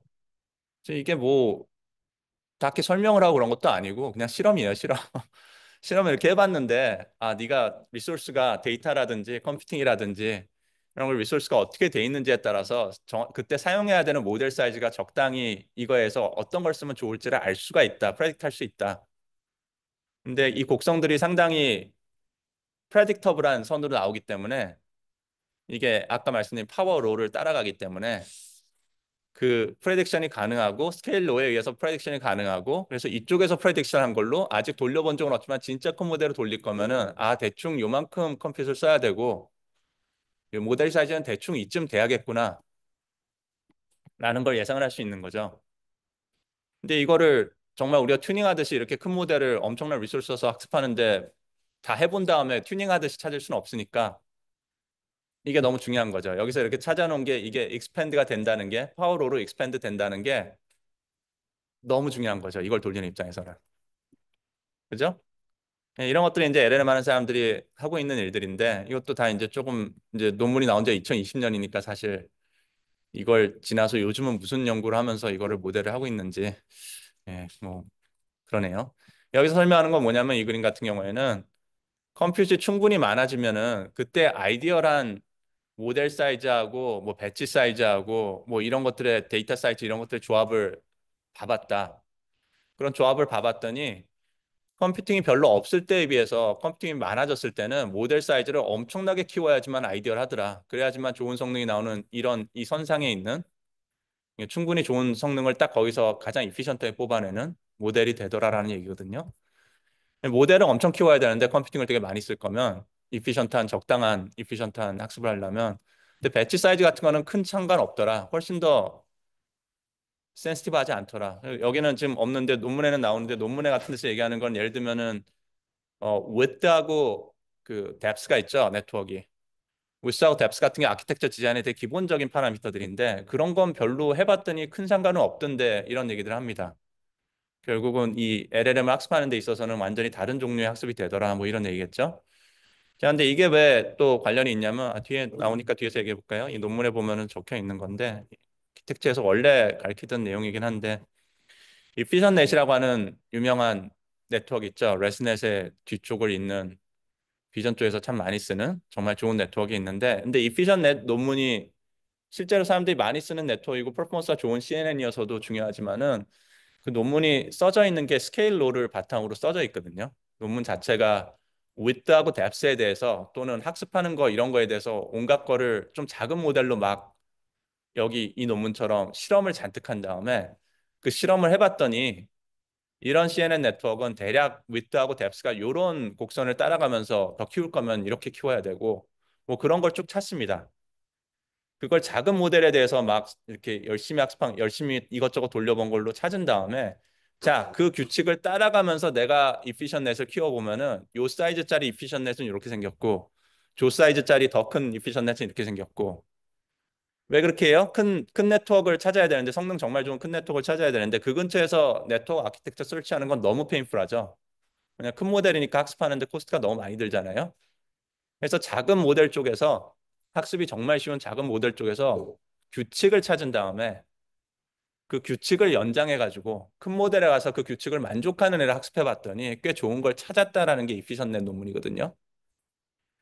이게 이제 스케일러를 쓰는 건데 큰 거에 대해서 뭔가 문제 풀어야 할 때 쓰는 아주 기본적인 어프로치 중에 하나인데 이미 딥러닝 쪽에서 이런 게 이피션넷 디자인에 사용이 됐던 적이 있는 거고 어떻게 보면은 여기 relate work에도 적혀 있는데 그거의 연장선상으로 LLM에 대해서 비슷한 걸 했는데 LLM에서는 CNN 하던 시절에 width, depth 같은 컨셉이 중요했던 게 아니라 컴퓨터하고 모델 사이즈하고 데이터 사이즈 사이의 관계성이 정말 중요하더라. 걔들을 적당한 관계를 잘 맞추면서 컴퓨터를 키우든 모델을 키우든 해야지 잘 학습을 하는 것이다. 라는 걸 설명을 한 거죠. 이렇게 되고요. 여기 릴레이트 웍에 봐보면은 이제 지난 수업 패턴랑 관련지어서 할 말이 정말 없었는데요. 논문을 아무리 봐도. 근데 한마디 나오더라고요. 더블 디센트 현상을 찾지 못했다. 이 수많은 실험을 하면서 우리는 특별히 더블 디센트 현상과 관련된 부분들을 LLM을 학습하는 거에서 보지는 못했다라고 얘기를 합니다. 물론 더블 디센트 논문도 어떻게 돼요? 더블 디센트도 참 열심히 얘기를 우리가 했지만은 그게 늘 발생하는 현상이라보다는 잘 안 찾아지다 보니까 심지어 레이블 노이즈를 넣어서라도 그림을 그려서 논문을 썼던 토픽이잖아요. 그러니까 사실 일반적으로 그렇게 잘 발견이 안 돼도 사실 뭐 잘못된 건 아무것도 없어요. 더블 디센트 현상이 충분히 일어날 수 있다는 게 그게 우리가 이해해야 되는 거지. 그게 항상 발생한다는 얘기를 한 건 아니니까. 근데 여기서 지나가는 말처럼 이런 말을 합니다. 더블 디센트 현상은 LLM 학습하는 데서는 안 보이네요. 완전히 이게 텍스트여서 그런 걸 수도 있고 모델이 큰 거여서도 그럴 수도 있지만은 사실 이 인스턴스 레벨에서 하던 그 많은 인투이션은 상당히 이쪽하고는 연결이 안 되고 있는 거죠. 상당히 다른 동네인 거죠. 자, 이렇게 되고요. 이제 커넥트 페이퍼로 스케일링 로 페이퍼를 봐보면은 이거 띄워놓은 게 있으니까 한번 보면서 얘기해 볼까요? 이게 이제 스케일링 로 페이퍼, 캐플란 페이퍼인데요. 이 논문을 중심으로 논문을 찾아보면은 여기 제일 큰 서클 나온 게 이게 사이테이션이 크다는 뜻이죠. 이게 어텐션 트랜스포머 논문이고요. 트랜스포머 논문부터 시작해서 벌트 논문, 뭐 GPT 논문, 뭐 이런 랭귀지 관계된 논문들이 워낙 사이테이션이 높다 보니까 이렇게 쭉 나오고 스케일링 로가 나오고 그다음에 이것도 호프만 이 논문도 스케일링 로에 관계된 논문인데 이런 게 좀 나오고 전반적으로는 근데 이쪽에 있는 건 다 랭귀지 모델들 자체 논문들이고 스케일링 논문이 좀 나오고 다른 게 또 뭐 나오나요? 어, 뒤쪽에 가면 아마 체인 오브 더 논문들도 좀 나올 거고요. 이쪽에 팜, 람다 이런 것들도 큰 모델도 학습하면서 또 여러 가지 현상들을 보고했던 논문들인데 그런 논문들도 좀 나오고 여기 가면 이제 체인 오브 돗이 나오기 시작하고 이렇게 됩니다. 이 스케일링 러 쪽으로 넘어가면서 제너라이저는 완전 딴 얘기가 됐고요. 어, 스케일링 러를 얘기를 했으니까 관련돼서 하나만 더 얘기를 하면은 이 논문 나오면은 보통 같이 얘기하는 게 친칠라 논문인데 친칠라 논문 같은 경우에는 이게 오픈 AI에서 2020년도에 나온 건데 2022년도에 딥마인드에서 야 너네가 그 정도 사이즈를 좀 작은 사이즈지만 거기서 진짜 열심히 연구해가지고 그 파워 로가 관계성이 어떻게 되는지 쭉 보여줬는데 우리가 그 연구를 좀 다시 파봤더니 너네 공식이 좀 잘못된 것 같다. 그래가지고 기존에 있던 고퍼라고 하는 또 큰 모델이 있었는데 그 모델에 대해서 모델 사이즈를 4분의 1로 줄이고 데이터 사이즈를 4배로 키웠더니 그러니까 컴퓨트는 같은 겁니다. 아마 같은 컴퓨터 양일 거예요. 학습하는 것 자체는.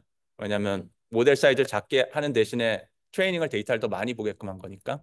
아마 그걸 맞췄을 거예요. 컴퓨터를 같게 맞췄는데 같은 컴퓨터를 어차피 할 거라면 왜냐면 컴퓨터이 뭐예요? 컴퓨터 양이라는 게 결국 돈이잖아요. 그죠? 이게 정확하게 돈이니까 같은 돈으로 학습을 할 거라면은 너네가 했던 공식보다는 데이터를 더 많이 쓰는 게 데이터가 더 중요하다라는 얘기를 합니다. 그거에 대해서 또 여러 가지 설명들이 있는데 그 뭐 이런 게 워낙 돈이 많이 드는 실험들이다 보니까 그거를 무슨 어블레이션 스터디를 해가지고 이렇다 저렇다 결론을 내릴 수는 없다 보니까 적당히 하나가 나와서 이런 얘기를 하면 그 정도에서 끝나는 것 같아요, 연구는. 그래서 친칠라 논문이 나왔는데 이 논문을 봐보면 어쨌든 써져 있는데 여기 써져 있는 대로 친칠라라는 게 70 빌리언, 기존에 고포라는 건 280 빌리언인데 정확하게 4분의 1로 사이즈를 줄이고 대신 트레이닝하는 데이터 사이즈를 4배로 키워봤는데 우리가 성능이 더 좋아. 꽤 좋다. 그거를 리포팅한 논문입니다. 근데 이 정도가 이제 퍼블릭에 있는 정말 유명한 논문들이니까 실제로 아마 회사들은 다 나름대로 이런 거에 대해서 공식들을 만들고 있지 않을까 싶은데 안에 있는 사람들하고는 얘기를 안 해봐서 잘 모르겠네요. 자, 이런 식으로 연구가 많이 넘어가 버렸고요. 이제 몇 가지만 더 얘기하면은 좀 LLM 쪽 얘기하고 싶은 건 대충 끝납니다. 자, 이제 이머전 어빌리티라는 걸 얘기를 하겠는데요. 랭귀지 모델이 그래서 이제 제너레이션은 컨셉 자체가 태스크로 넘어오고 우리가 전 수업에서 하던 것과 완전히 다른 얘기로 넘어와서 이런 식으로 흘러갔고 특히 이제 제로샷이라는 게 최종 종착지였죠. 제로샷이라는 거는 정말 가르친 적이 없는데 그냥 텍스트로 이렇게 해봐라는 것만으로도 되기 시작했다. 심지어 퓨샷 프롬프팅처럼 예제를 보여주지도 않았는데도 예제 없이도 문제를 풀더라라는 거죠. 그거의 핵심은 인스트럭션 튜닝을 했다. 프리트레인 모델이 있으면 걔를 이런 인스트럭션이 있을 때는 이런 결과를 뱉어야지. 이런 인스트럭션이 있을 땐 저런 결과를 뱉어야지. 상당히 많은 태스크들을 다양한 태스크들에 대해서 그걸 인스트럭션을 주고 답을 뱉어내게 하는 거를 튜닝을 한 거죠.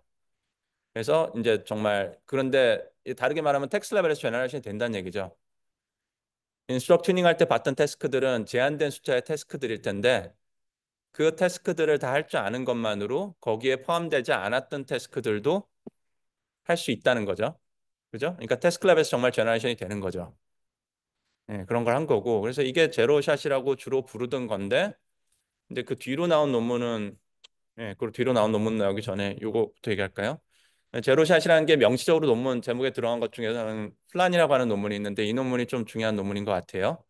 플란 논문 같은 경우에는 봐보면은 이 논문의 핵심은 뭐냐면은 어 인스트럭션 튜닝을 열심히 해가지고 모델이 프리트레이닝 끝난 모델을 LLM 트레이닝된 모델을 가져서 인스트럭 튜닝을 해봤는데 이런 식으로 인스트럭 튜닝을 해가지고 이럴 때는 이런 걸 뱉어야 돼 이런 걸 이제 학습을 시켰는데 인스트럭션 튜닝을 했더니 GPT 모델보다 이 인스트럭션 튜닝을 한 플란이라는 모델이 성능이 더 좋아요.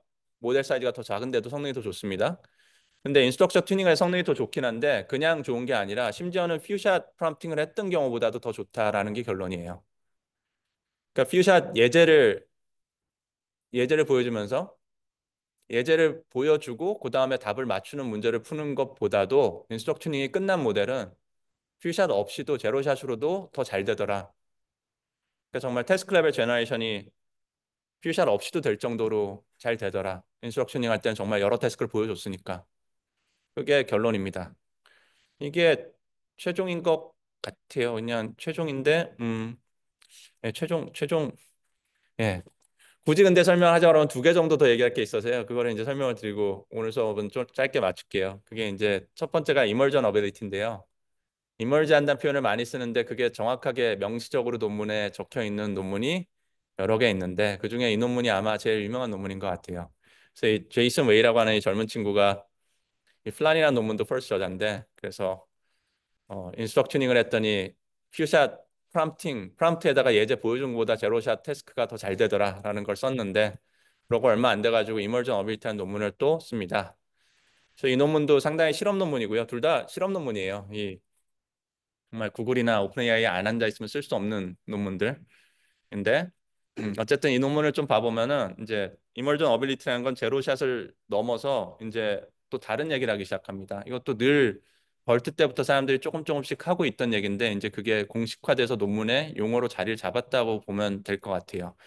그래서 이 논문에서 하는 얘기는 뭐냐면은 이 스케일링 로 논문에서의 핵심은 뭐였냐면은 크로스 엔트로피를 기준으로 테스트 퍼포먼스 크로스 엔트로피 테스트 데이터에 대한 크로스 엔트로피 값을 가지고 여러 가지 실험을 했더니 이런 선을 그을 수 있었다는 게 스케일링 로의 핵심이거든요. 그래서 선을 그을 수 있다는 게 뭘 의미하냐면 파워 로라는 말을 하는 거에 가장 핵심은 뭐냐면 파워 로로 디스크라이브가 된다는 거거든요. 무슨 일이 벌어질지. 프로젝션이 되기 때문에 내 실험은 여기 요 정도 사이즈에서밖에 안 했지만 정말 사이즈가 여기서 100배 더 커진 경우에도 대략적으로 데이터는 얼만큼 필요하고 컴퓨터는 얼마나 필요한지 알 수 있다, 프레딕트 할 수 있다라는 게 핵심이거든요. 프레딕션이 된다는 것. 근데 이 논문에서 하려는 말은 뭐냐면 그런 것도 있는데 스케일링 로 얘기할 때는 우리가 선을 그어서 더 커지면 무슨 일이 벌어질지 알 수 있고 학습도 대충 가이드라인이 이렇게 되는구나 라는 걸 알 수 있었네라는 걸 얘기했는데 근데 태스크들 중에 그런 식으로 프로젝트를 못하는 것들이 너무 많다. 그런 것들이 있다라는 게 이 논문입니다. 그래서 그런 걸 그냥 이머전트라고 그러는데 스케일링 로처럼 예를 들면 성능이 요만큼 사이즈일 때는 요만큼 나왔고 어떤 태스크가 있는데 좀 더 키웠더니 성능이 요만큼 나왔고 아 그럼 내가 아직 모델 큰 건 안 만들어 봤지만 이만한 사이즈를 만들면 그 태스크의 퍼포먼스가 이만큼 나오겠구나 라는 걸 프레딕트 할 수 있으면 너무 좋겠는데 근데 실제로 우리가 LLM 가지고 푸는 태스크들을 봐봤더니 그렇지 않은 게 자꾸 눈에 띈다. 그런 걸 뭐라고 부르기 시작했냐면 그걸 아예 디파인을 이머전트하다고 이머전 케이퍼빌리티라고 디파인을 해버렸어요. 그래서 여기 봐보시면은 그걸 디파인한 거의 배경은 이제 예전에 있던 에세이가 있는데 More is different라는 에세이가 있는데 물리학자가 쓴 논문이 있는 에세이가 있는데 거기서 했던 말이 emergence라는 거를 학문적으로 물리학 분야에 어떤 분야인지 모르겠지만은 define 해놓은 겁니다. Emergence is when quantitative change in a system resulting qualitative change in behavior. 이게 무슨 말이냐면 숫자적으로 요만큼 변했는데 예를 들면 컴퓨팅 리소스를 더 쓰는 걸 딱 10배로 늘렸는데 그거에 대한 결과가 그거에 대한 어떤 성능적인 것에 대한 결과를 설명할 때 숫자적으로 설명이 가능하다면 스케일링 로처럼 그러면은 바뀌는 것도 이게 여기 써진 것처럼 퀀티터티브하다고 썼겠죠. 퀄리터티브하다고는 안 적고. 그죠? 정량적으로 변하는 거에 대해서 정량적인 결과를 말할 수 있다라고 썼겠죠. 근데 정량적으로 변한 거에 대해서 설명이 정성적으로밖에 안 되는 거예요. 양으로는 수식으로는 얘기할 수가 없는 거죠. 무슨 얘기냐면 상당히 어브럽트하게 변했다는 거예요. 이거는 아예 이쪽에선 상상도 못 하던 일인데 여기 갔더니 갑자기 이런 일이 생겼네. 이멀즈 해버렸네. 그거를 그냥 이멀전스라고 부른 거죠. 디파인을 이렇게 해놓은 거고 이게 그냥 굳이 이거를 이 논문에서 이거를 따서 가져왔기 때문에 이제 모리스 디퍼런트라는 에세이 저는 본 적은 없습니다만 이게 종종 나와요. 커멘트가 종종 돼요. 이게 이멀전스 얘기를 할 때마다 종종 코멘트가 되긴 하는데 어쨌든 이 논문에서는 또 그거에 맞춰가지고 그게 모티베이션이 돼가지고 이멀전 어빌리티라는 거를 디파인 해버립니다. 이멀전 어빌리티는 그냥 약간 사기 같은 데피니션. 그냥 현상을 보고 현상을 데피니션으로 쓰는 게 가장 큰 사기거든요. 원래 뭔가를 디파인 한 다음에 그거에 대해서 증명을 하든지 결과로 보여주든지 뭔가 이게 결과가 원래 세웠던 가설을 설명해 줘야 되는 게 우리의 전형적인 연구 방식이잖아요. 연구 방법론이잖아요. 근데 이건 그냥 결과를 그냥 내비두고요. 실험 결과를 내비두고 그걸 그냥 데피니션으로 그냥 써버려요. 시절이 이렇게 바뀌어가지고 참 네. 잘 따라가시기 바랍니다. 시절이 이렇게 바뀌었으니까. 자, 그래서 그냥 데피니션입니다. 스몰 모델에서는 없었던 능력인데 라지 모델에서 나타나면은 그걸 그냥 이멀전 어빌리티라고 정의합시다. 끝. 그냥 데피니션이 그거기 때문에 그런 현상에 부합하는 현상이 보이면은 아 이건 이멀전 어빌리티라고 부르면 되는 거예요. 그냥 끝이에요. 뭐 증명할 것도 없고 설명할 것도 없고요. 그냥 이름이에요. 아 이건 이멀전 어빌리티. 근데 이게 너무 중요해져 버린 거죠. 이거 논문 나온 지 한 2, 3년밖에 안 됐는데 이렇게 사이트가 되고 있을 만큼 너무 중요한 게 돼버린 거죠. 사실 다 사람들이 그 Rethinking Generation 논문 때도 말씀드렸지만 사실 사람들이 대충 다 논의하고 있던 거거든요. 근데 누가 늦지 않게 그거를 잘 캡처해가지고 그걸 잘 정리해서 실험까지 다 넣어가지고 논문으로 상황 정리를 끝내주느냐 싸움을 하는 건데 이제 이머전 어빌리티 같은 경우에는 이 논문에서 그거를 이제 크레딧을 가져간 거죠. 자, 이렇게 됐고요. 이 논문이 있는데 논문을 열라고 돼 있으니까 한번 논문을 잠깐 봐볼까요? 이 논문은 좀 읽어봤는데 재밌게 읽었어요. 내용은 어려운 거 아무것도 없고요. 지금 설명드린 그런 내용이 여기 데피니션으로 나오고 네, 실험 결과가 이렇게 저렇게 나오는데 뭐 모델 사이즈도 얘기하면서 되게 실험도 간단해요. 모델 스케일이라고 돼 있는데 이게 플랍이니까 컴퓨트 양이거든요. 근데 컴퓨팅을 점점 늘려가면서 이제 어떤 트루스 for QA라고 하는 태스크에 대해서 성능이 얼만큼 나오는지를 본 건데 예를 들면은 근데 이게 이미 스케일링 로 논문이 있기 때문에 컴퓨트 이만큼 하면은 컴퓨터 요만큼 쓸 거면 그거에 상응하는 모델 사이즈가 정해져 있어요. 그러니까 이거를 X축을 컴퓨터 양으로 볼 수도 있지만 모델 사이즈로 봐도 되는 논문입니다. 이 논문은. 실제로도 어펜딕스 가면 모델 사이즈로 이 똑같은 그림을 다시 그려줬고요. 모델 사이즈가 작을 때는 성능이 아예 안 나오다가 이 분홍색에 있는 게 랜덤 게싱한 성능이거든요. 그 랜덤 게싱한 성능밖에 안 나오다가 갑자기 어느 순간에 모델이 충분히 커지면 성능이 확 올라가기 시작합니다. 그래서 이거를 이제 이머징 어빌리티라고 부르기 시작하는 거죠. 근데 이런 현상이 상당히 많이 나오더라. 이 어리스머틱 같은 경우에는 뭐 세 자리 숫자 2개 더하는 거 같은 거거든요. 그냥 LLM한테 364 더하기 298은 얼마야? 물어봤는데 다 틀리고 있었거든요. 근데 그냥 모델 사이즈를 충분히 키웠더니 갑자기 맞추기 시작해요. 갑자기 0% 맞추던 게 3, 40% 정도를 갑자기 맞추기 시작합니다. 그래서 이건 어떻게 돼요? 이거는 원래 아예 안 되던 건데 스몰 모델에서 아예 안 되던 거고 이 모델들을 연구하던 시절에 이걸 보고 있을 때는 도저히 이게 결국 될 거라는 걸 상상할 수 없었는데 단지 커졌다는 것만으로 되기 시작하니까 emerging ability라고 부릅시다. 이렇게 된 거죠. 근데 그런 게 많아요. 네, 상당히 많아요. 이게 사실 딥시크와 관련된 되게 중요한 얘기인 것 같아요. 이게 이 emergent ability가 아직도 중요한 안 끝난 싸움이거든요. 그죠? LLM으로 이걸 하는 게 아직 안 끝났어요. 이머징에서 생기는 어빌리티가 뭐뭐뭐뭐가 있는지 어디까지 가능한지 아직 모르고 반면에 AGI가 아직 안 왔다고 말하는 되게 중요한 이렇게 수많은 게 됨에도 불구하고 대화까지 되는데도 AGI는 아직 안 왔다고 말하는 되게 중요한 기준은 인간 입장에서 되게 잘하는 하이 레벨 생각을 한다라든지 상당히 크리에이티브하게 뭔가를 한다든지 단지 그림을 그릴 줄 안다 이런 게 아니고요. 어떻게 이 생각하고 저 생각을 묶어가지고 이런 걸 할 생각을 했지? 정말 그렇게 하니까 되네? 이런 것들. 그런 것들이 좀 있어요. 그런 것들에 대해서 아직 잘 못하거든요. 예를 들면 여러분들 서머리 페이퍼 같은 거 쓰려고 이런 거 LLM 돌려서 정리를 해봐도 리뷰 페이퍼 비슷하게 정리해줘 해도 여러분들이 하이 레벨로 잘 생각해가지고 디멘전을 안 정해주면은 이런 것들을 이런 식으로 써봐라는 가이드라인을 잘 못 주면은 뭐 그렇게 그냥 짜집기 한 거 같은 게 나오거든요. 우리 대학원생분들이 이제 저한테 그렇게 이제 뭔가 설명을 하거나 자료를 가져오면 저 이제 막 혼내는 절대 이렇게 설명하면 안 됩니다. 이런 식으로 자료를 만들면 안 됩니다. 하고 얘기하는 그런 거를 만들거든요. 그래서 결국은 가이드라인을 되게 잘 잡아줘야 되는데 아직 그런 거를 스스로 하는 거에 대해서 제한적이다 보니까 그런 것들이 꽤 있습니다. 그래서 이제 그게 될 때까지는 AGI는 아직 아니다라는 게 이제 전문가들의 가장 앞쪽에 있는 사람들이 보통 하는 설명인데 자, 그러다 보니까 이제 스케일링 러도 있고 대충 키우면은 어떤 식으로 키워야 되는지도 대충 알겠고 이멀전 어빌리티가 있는 것도 알겠는데 아직 이멀지 안 한 어빌리티들도 충분히 있는 것도 알겠고 그런 상황이다 보니까 사람들은 계속 키우면서 이멀전트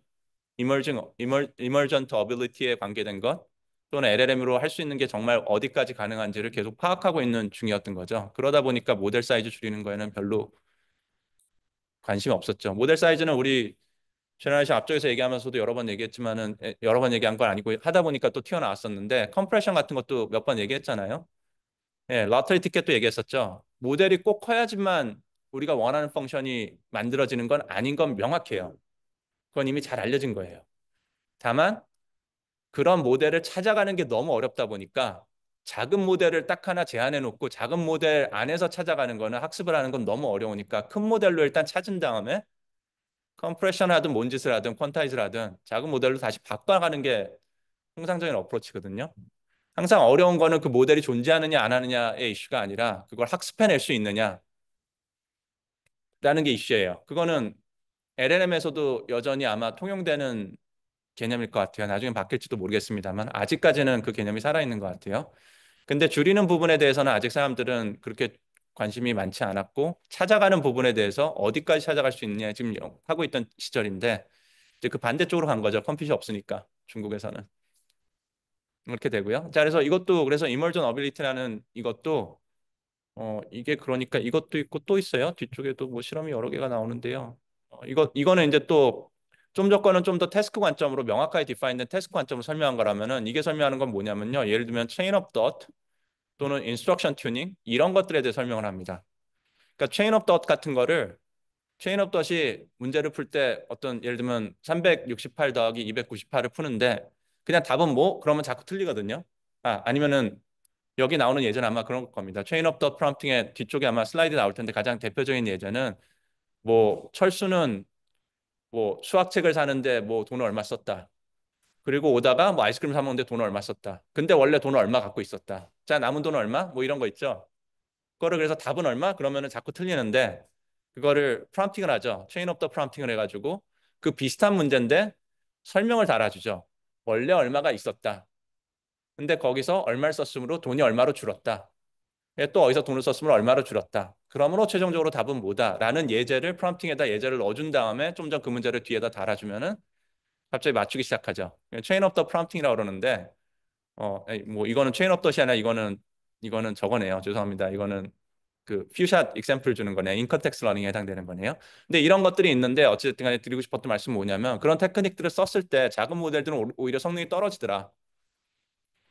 그런 테크닉들 써봤자 성능이 오히려 떨어지기만 했는데 모델이 충분히 커졌더니 갑자기 이런 것들이 잘 되는 것이 이머지하더라라는 얘기거든요.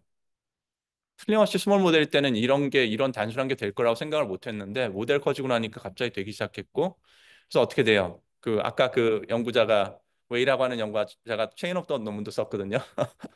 정말 그 최근에 가장 성공적인 연구자인 것 같아요. 제 생각에 이 가장 이 중요한 히트하는 연구들의 퍼스트 어더로 쭉 들어가 있는 대부분 다 실험입니다. 예, 그렇게 되고 인스트럭 튜닝도 마찬가지. 인스트럭 튜닝이라는 게 지금은 이제 LLM의 되게 기본적인 걸 우리가 얘기하고 있지만은 모델이 작을 때는 인스트럭 튜닝을 하면 오히려 성능이 떨어졌더라. 그래서 그런 걸 해봤자 성능이 올라갈 거라고 아무도 예상을 못 하고 있었는데 모델이 충분히 커지고 났더니 갑자기 그게 메인으로 다 바뀌어 버린 거죠. 갑자기 이런 학습 기법으로 성능이 올라가는 게 이멀지 해버렸다는 설명을 하는 겁니다. 그래서 이 논문에서 이런저런 얘기를 하지만은 제일 핵심적인 거는 지금 말씀드린 딱 두 개예요. 그냥 다운스트림 태스크들 잘 알려진 것들에 대해서 성능이 이멀지하는 경우들이 많더라라는 것. 그다음에 학습하는 기법에 있어서도 되게 간단한 거지만 그게 이멀지해서 되기 시작하는 것들이 많더라라는 것. 뒤에 무슨 얘기가 나오나요? 뭐 이런저런 얘기가 있는데요. 리미테이션도 얘기하고 이런 논문들은 읽어보시면은 뭐 꽤 도움이 될 것 같아요. 뭐 이 큰 모델을 직접 연구하시긴 학교에서 어려우시겠지만은 어쨌든 간에 연구에 대해서 어떤 내가 하는 연구에 대해서 아이디어를 얻기에는 가장 최신 토픽들이 언급되고 있기 때문에 좀 생각하실 수 있는 부분이 많을 것 같아서 이런 것들은 일독하기를 권합니다. 예, 뒷줄에 보면 리미테이션도 다 얘기하고 이런 식으로 분석을 하긴 했는데 이런 식으로 봤을 때 이런 것 때문에 사실 잘못 이해할 걸 수도 있다 이런 것도 설명을 하고 그러거든요. 근데 그런 것들이 다 결국 많은 경우에 연구할 때 논문 쓰는 아이디어가 될 수 있으니까 이런 것도 열심히 읽으시면 참 좋을 것 같아요. 아까 그 시작할 때 그 수식 열심히 공부해야 됩니까? 그 꼭 공부하시라고 정말 대답을 하고 싶은데요.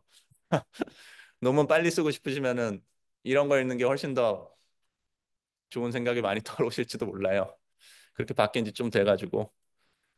예, 뭐 이렇게 되고 뭐 이런저런 또 얘기가 나오는데 뭐 프론티어 태스크도 나오고 뭐 프롬프트 얘기도 나오고 좋은 얘기 많이 나옵니다. 그냥 자세한 얘기는 더 안 할게요. 그거는 여러분들이 보시면 될 것 같아요.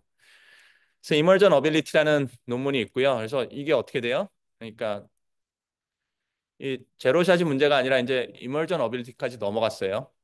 이제 제로샷이란 표현을 쓰는 것도 좀 애매하고요. 제로샷 정도로 말하기에는 너무 대단한 일이 벌어지고 있으니까 그냥 이머징한다는 표현 외에는 더 이상 이제 할 말이 없네. 거기까지 지금 넘어가 버렸어요. 그러니까 예, 그렇습니다. 자, 이렇게 되고 커넥트 페이퍼 이것도 띄워져 있으니까 잠깐 볼까요? 이것도 뭐 비슷한 상황이에요. 커넥트 페이퍼 이걸 봐보면은 이게 이머전 어빌리티 페이퍼가 있고요. 브라운이 이게 GPT-3 페이퍼든가요? 랭귀지 모델 퓨샷 러너의 퓨샷 GPT-3 논문이죠. 그래서 여기 이제 다른 랭귀지 모델들은 쭉 안 나오는데 이제 퓨샷 러너 논문이 나올 때 이게 퓨샷이라는 게 자동으로 된다라는 거를 큰 모델을 만든 것만으로도 퓨샷이 된다고 얘기했던 게 상당히 충격적인 부분이었던 거고 실제로 논문 저자들도 이걸 제목으로 늘 만큼 중요한 리포트였거든요. 네, 그런 맥락으로 이머전트 어빌리티 논문 관점에서도 페이퍼들을 연결해서 찾아보면 얘가 같이 잘 언급되고 있는 걸 알 수 있죠. 반면에 다른 벌트라든지 이런 논문들은 여기 안 떴는데 뭐 뜰 수도 있었을 텐데 벌트 논문이 나오던 때는 아직 이런 이머전 어빌리티하고 연결되는 개념으로 어떤 태스크 레벨 제너레이션이 열심히 생각되고 있던 정도까지는 아니었던 것 같아요. 그냥 다운스트림 태스크가 여러 개 있는데 여러 개가 성능이 꽤 올랐네. 와, 신기하다 정도 느낌이었던 거고 GPT-3를 기점으로 이제 이머전트 어빌리티까지 쭉 연결되면서 이제 태스크 제너레이션하는 컨셉이 멀리 갔다라고 이해하시면 될 것 같습니다. 이렇게 되고요. 네, 이거는 그냥 한번 적어본 건데 파운데이션 모델이라는 게 또 이건 논문은 지금 찾아보지도 않고 사실 옛날에만 봐가지고 띄우지도 않았는데 이게 굳이 LLM 아니어도 이제 상당히 많은 분야가 다 파운데이션 모델로 넘어갔잖아요. 파운데이션 모델이라는 게 뭐예요? 그때 이것도 지난 수업인가 지지난 수업에 잠깐 얘기를 했었는데 우리가 기존에는 도메인 제너레이션, 메타러닝, 컨티뉴얼 러닝 이런 식으로 제한된 데이터로 제한된 모델로 학습을 하고 있다 보니까 어떻게 돼요? 스페시픽한 태스크에 대한 문제를 늘 풀고 있고 그거를 잘하는 러닝을 하고 그걸 모델을 만드는 거에 집중하고 있었거든요. 제너럴 퍼포스가 아니었어요. 제너럴 퍼포스 만드는 건 불가능한 얘기였어요. 근데 이 파운데이션 모델이라고 말하는 거의 가장 핵심적인 부분은 제너럴 퍼포스라는 얘기거든요. 예, 모델이 이런저런 큰 데이터도 쓰고 학습도 충분히 하고 아키텍처도 정말 잘 만들고 잘 찾아보고 그랬더니 상당히 제너럴 퍼포스로 쓸 수 있는 게 만들어졌다. 사실 그걸 설명하는 것도 이제 제너럴 퍼포스로 만들어졌다는 거 설명 어떻게 해요? 그냥 되니까 되니까 어플리케이션을 쭉 리포트하고 끝나죠. 이것들 다 되던데, 그죠? 근데 거기서 조금 더 멀리 가서 굳이 설명을 더 하라 그러면은 이제 우리 아까 텍스트 관련 질문하셨던 거 관련된 그런 설명들이 나오기 시작합니다. 물론 그거를 서포팅할 만큼 깊게 들어간 연구는 있을 텐데 제가 못 봤고요. 저는 아직 못 봤고요. 이제 그런 관련돼서 이제 하는 얘기들 중에 상당히 많은 부분들이 리프레젠테이션 관점에서 이런 모델들이 이런 식으로 이렇게 많은 데이터를 가지고 학습을 했더니 데이터에 이미 이 여러 도메인에 관한 정보, 메타 러닝을 해야 되는 거에 관한 정보, 컨티뉴얼 러닝을 할 거면 이런 거에 관계된 정보, 이것들이 이미 다 모델에 들어가 버렸기 때문에 제너럴 퍼포스가 될 수 있는 거고, 다르게 말하면은 이미 제너럴 퍼포스로 그걸 다 할 줄 알기 때문에 인간한테 중요한 것들을 최대한 많이 다 할 수 있는 큰 애를 그냥 만들어 버렸기 때문에 스페시픽한 태스크에 대해서 성능을 더 높이기 위한 일을 하던 러닝 기법들이 필요 없다라는 게 핵심이죠. 그러니까 연구 동향이 이렇게 옮겨갔습니다. 근데 옮겨갔는데 우리 학교에서는 어떻게 돼요? 파운데이션 모델을 이용해서 연구를 할 수 있으면 그거를 갖다 쓰면서 하는 거고요.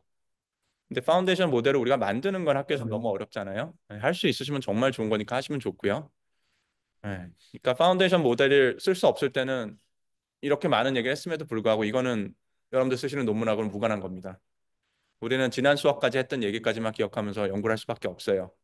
큰 모델이 아니고 큰 데이터가 아니면은. 자, 근데 이제 코어 쪽에 계시면은 이런 것들도 생각하시면서 논문을 쓰실 수밖에 없는 거고 여전히 근데 그 전 연구도 중요합니다. 왜? LLM 같은 경우에는 텍스트 데이터 다 모아가지고 하고 있는데 그거 다 퍼블리시 해주고 있는데 모델들을 만들어주고 있는데 근데 사실 세상에 연구라는 거는 풀어야 될 건 너무 많거든요. 여러분들 만들어야 되는 모델은 너무 많고 아직까지는 파운데이션 모델로 다 커버 절대 안 되거든요.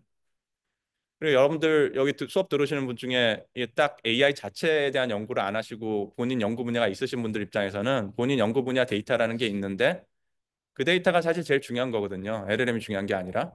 그죠? LLM이란 건 그거에 관련된 논문들, 지식들을 모아놨으니까 그걸 잘 연결지어서 또 연구를 할 수 있지만은 실제로 어쨌든 데이터 자체에 제일 중요한 정보가 있는 문제를 풀고 있다면 그 데이터가 중요한데 보통은 파운데이션 모델을 만들 만큼 데이터가 많이 있는 도메인들이 보통은 없죠. 네, 그거 자체가 사실 대부분 도메인에서 되게 큰 지금 목표인 것 같아요.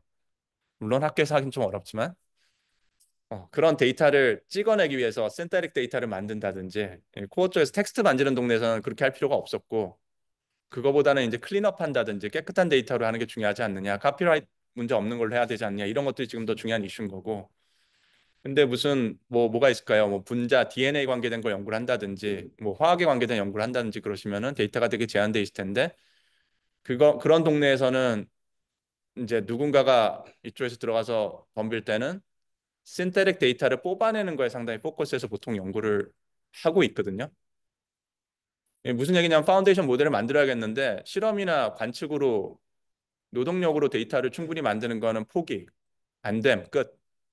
그래서 어떻게 돼요? 딥러닝 모델을 있는 데이터로 어떻게든 만들고 어떻게 했는데 걔가 어느 정도 규칙을 따라가니까 그 나온 아웃풋들을 어떻게 잘 활용하면은 어느 정도 데이터가 되지 않을까.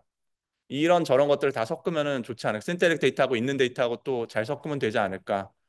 어떻게든 데이터 양을 충분히 늘려가지고 의미 있게 늘려가지고 파운데이션 모델을 만들 수 있을까? 이런 종류의 생각들이 많이 연구되고 있는 것 같아요. 이것도 근데 리소스가 되는 쪽에서만 좀 생각해 볼 만한 일이죠. 걘 처음 나왔을 때 사실 저는 그 이런 얘기 누가 하면은 정말 부정적이었거든요. 걘 나왔는데 이제 인더스트리 분들 이제 좀 수업 이제 강의도 해야 되고 그럴 때가 있어가지고 강의를 하면은 프로젝트를 하시는데 프로젝트 문제를 괜히 이렇게 데이터를 이렇게 창조할 수 있으니까 나도 겐을 우리 데이터 우리 도메인에서 돌려 학습을 시킨 다음에 그걸로 데이터를 막 찍어내서 데이터 진짜 많아졌으니까 그 데이터로 이제 모델을 학습해서 문제를 풀겠다라는 접근 그 생각을 하시는 분들이 정말 많았는데 보통 다 실패하거든요. 왜냐하면 겐 모델 자체가 너무 별로니까 성능이 안 나오니까 거기서 뽑아낸 데이터 자체가 너무 노이즈하니까 그걸로 학습을 해봤자 거의 의미가 없었거든요. 네, 그 당시에는 그래서 어차피 트레이닝 데이터 그 겐을 만들 때 들어간 데이터 이상으로 사실 진짜 정보는 없는 건데 신테릭 데이터를 만들어서 그걸로 다시 학습한다는 개념 자체가 거의 무의미하다라고 생각을 했었는데 저 같은 경우에는 근데 그게 이제 점점 이제 시절이 바뀌어가지고 온갖 것들이 있기 때문에 새로운 페이즈로 넘어간 것 같아요. 그래서 그런 문제들도 각자 도메인이 있으신 분들은 자기 도메인에서 그런 연구들은 혹시 있다면 어떻게 흘러가고 있는지 좀 보시면 좋을 것 같고 대표적인 게 알파폴드 연구하는 쪽이죠. 딥마인드 쪽 같은 경우에는 예, 그 하시비 같은 그런 연구자는 이제 이거 푸는 게 이제 목표인 거죠. 어떻게든 이런 문제를 풀어가지고 데이터 사이즈를 키우지 않고는 제대로 못 하겠으니까 어떻게 하면 그 문제를 풀까로 문제가 점점점 변해가고 있죠. 좀 동향이 그렇게 되는 것 같아요. 재미있는 일들이 벌어지고 있고요. 어쨌든 이게 이렇게 쭉 LLM 얘기를 한참 하고 나면 결국은 연구가 두 가지 적어도 우리 학교에 계시는 학생들 입장에서는 연구가 명확하게 두 가지로 좀 구별이 되는 것 같아요. 조금 더 이, 이, 이 트래디셔널 제너레이션이 의미가 있는 관련이 있는 연구 문제를 푸는 동네. 그래서 기존에 개발된 수많은 러닝 기법들이 다 관련이 있는 연구 문제들. 그거를 어떻게든 깨고 나가려는 텍스트 정보를 쓰든 뭘 쓰든 어떻게든 그걸 깨고 나가서 조금 더 새로운 연구 방법론을 적용을 해서 연구를 하려는 부분들. 구별이 좀 아직까지는 되고 있는 상황인 것 같습니다. 그래서 연구 문제 잡고 그러실 때 그런 것도 좀 많이 생각하시면 좋을 것 같고요. 음, 네, 그렇게 되고요. 네, 기왕 랭귀지 얘기를 했으니까 언젠가 꼭 한번 제가 그냥 개인적으로 좋아하는 개념이라서 언젠가 꼭 설명하고 싶었던 거를 오늘 그냥 설명하기로 했습니다. 그래서 시스템 1, 시스템 2 얘기를 잠깐 하고 오늘 수업을 마치겠습니다. 시스템 1, 시스템 2라는 건요. 여기 이거 이렇게 어떤 아티클이 있어가지고 아티클 읽어보시면 잘 설명을 해놨는데 이 아티클은 딥러닝, 머신러닝 관점으로 써져 있는 건 아니고요.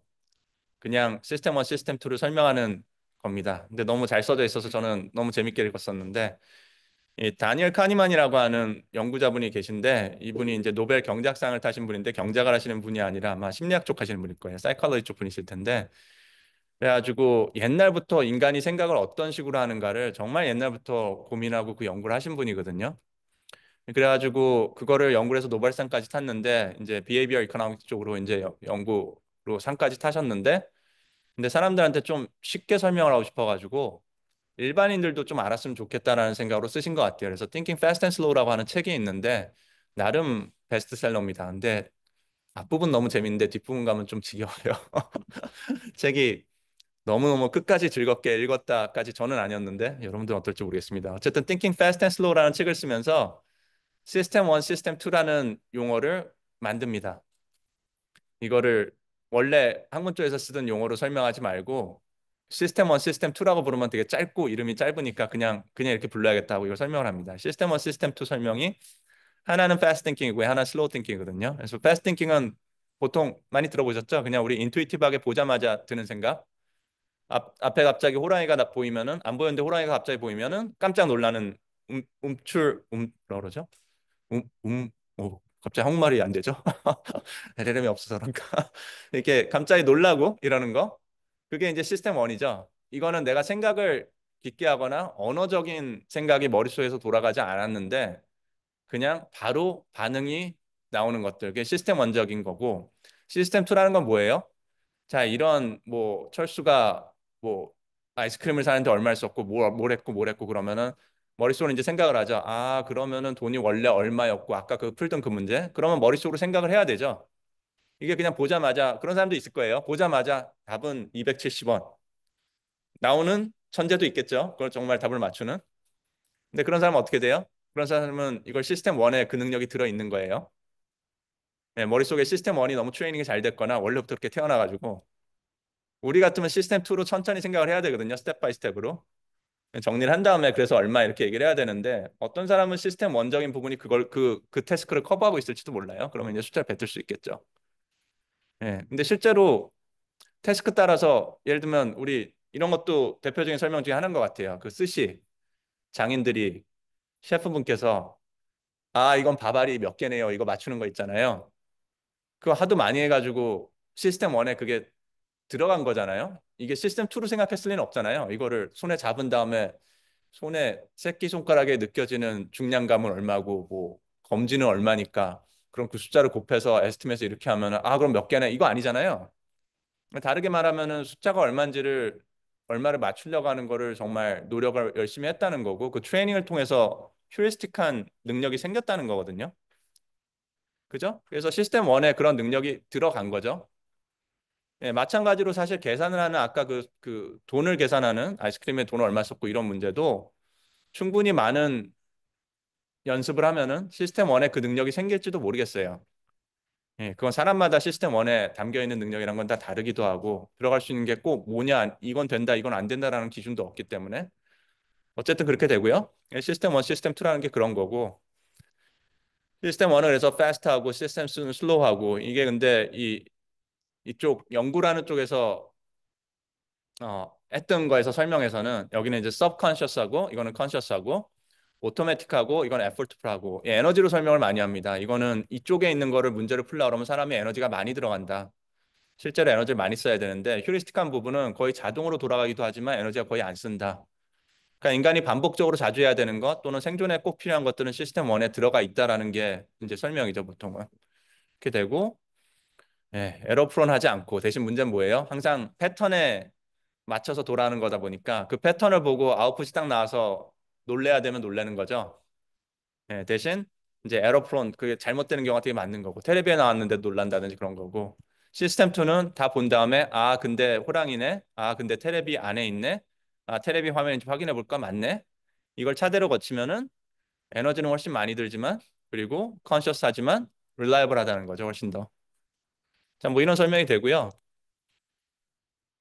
리즈닝이라는 게 이제 아까 이머전 어빌리티 하면서 또 되게 많이 쓰는 용어인데 리즈닝이란 거에 대한 여러 가지 설명이 있을 수 있겠지만 여기서 하는 리즈닝 설명이 저한테는 가장 와닿는 설명인 것 같아요. Consciously using existing information to logically make a decision or reach a conclusion. Reach of system to thinking. 듀얼 프로세스라는 게 뇌가 사실은 뇌도 뉴럴 네트워크이잖아요. 근데 이 뉴럴 네트워크가 예를 들면은 시스템 1적인 계산과 시스템 2적인 계산을 둘 다 할 수 있고 하고 있는데 이것도 이 사이콜로지 쪽에서 연구한 이분들 연구한 거 결과 중에 들었던 거 중에 또 되게 재밌게 들었던 부분이 시스템 1을 계산하는 뇌가 따로 있고 시스템 2를 계산하는 뇌가 따로 있는 게 아니라 그게 겹쳐 있더라. 예, 결국 같은 뇌가 이 두 가지 기능을 다 뭐 뇌가 크니까 뭐 다 전부 다 그렇게 쓰이는 건 아니겠지만은 결국 양쪽에 다 뇌가 사용이 된다는 얘기를 하더라고요. 인간 뇌를 연구했던 결과에서. 그러니까 이제 이 얘기를 왜 했느냐? LLM으로 넘어와 생각해 보면은 싱글 유저 LLM을 생각해 보면은 예, 우리가 LLM이 스케일을 되게 키운다는 게 뭐냐면은 이거는 여기서부터는 정설이 아닙니다. 이건 논문으로 나와 있는 것도 없고요. 그냥 제가 그냥 정말 하고 싶어서 제가 그냥 막 하는 말이에요. 그러니까 좀 조심해서 들으세요. 이거는 논문 같은 게 있고 그런 게 아니니까. 근데 싱글 유저 LLM인데 LLM의 인풋을 프롬프팅을 하든 뭐라든 간에 텍스트를 잔뜩 넣어주든 뭐라든 리트리버를 해서 그걸 같이 넣어주든 어쨌든 인풋으로 한 번을 넣어주고요. 텍스트를. 아웃풋을 한 번을 뽑는 걸 생각해 보면은 인퍼런스를 딱 한 번 한 거거든요. 내가 갖고 있는 모델로. 그죠? 근데 작은 모델은 그렇게 했을 때 못하는 게 참 많은데 큰 모델은 할 수 있는 게 되게 많아요. 예, 이제 사람으로 치면은 초밥 밥풀도 셀 줄 알고요. 이걸 시스템 2가 아니라 시스템 1으로 뭐 돈 아이스크림 사 먹고 이런 거 정도는 그냥 보자마자 숫자가 눈에 그냥 스쳐 보이고 글씨가 보인 것만으로 갑자기 270원 딱 튀어나오는 거고 그게 된다는 거죠. 스케일링을 한다는 것 자체가 시스템 원적인 케이퍼빌리티를 계속 키워나가던 거거든요. 예, 그렇게 볼 수도 있을 것 같아요. 정설이 아니니까 조심해서 얘기하겠습니다. 이거는 논문들에 나온 결과가 아니니까. 이렇게 볼 수 있는 거고, 이제 퓨처 프롬프팅 같은 경우도 이것도 프롬프팅이잖아요. 이게 이제 인컨텍스트 러닝 하는 거, 프롬프팅 하는 거에 이제 기본적인 걸 가져온 건데, contains no with인 경우에는 네거티브하고 very good viewing이면은 positive하고 이거 저기 sentiment analysis 그 estimation sentiment classification 하는 거죠. 이런 경우일 때 smile on your face면은 이건 positive니 negative니 맞추는 걸 하는 거죠. 근데 이게 인풋으로 한꺼번에 들어오면은 답을 한 번에 뱉어버리죠. 예, 이거는 다르게 말하면은 스케일링을 충분히 해가지고 시스템 원적인 케이퍼빌리티가 이런 걸 처리할 수 있는 능력까지 갖고 있게 됐다로 이해할 수 있는 것 같아요.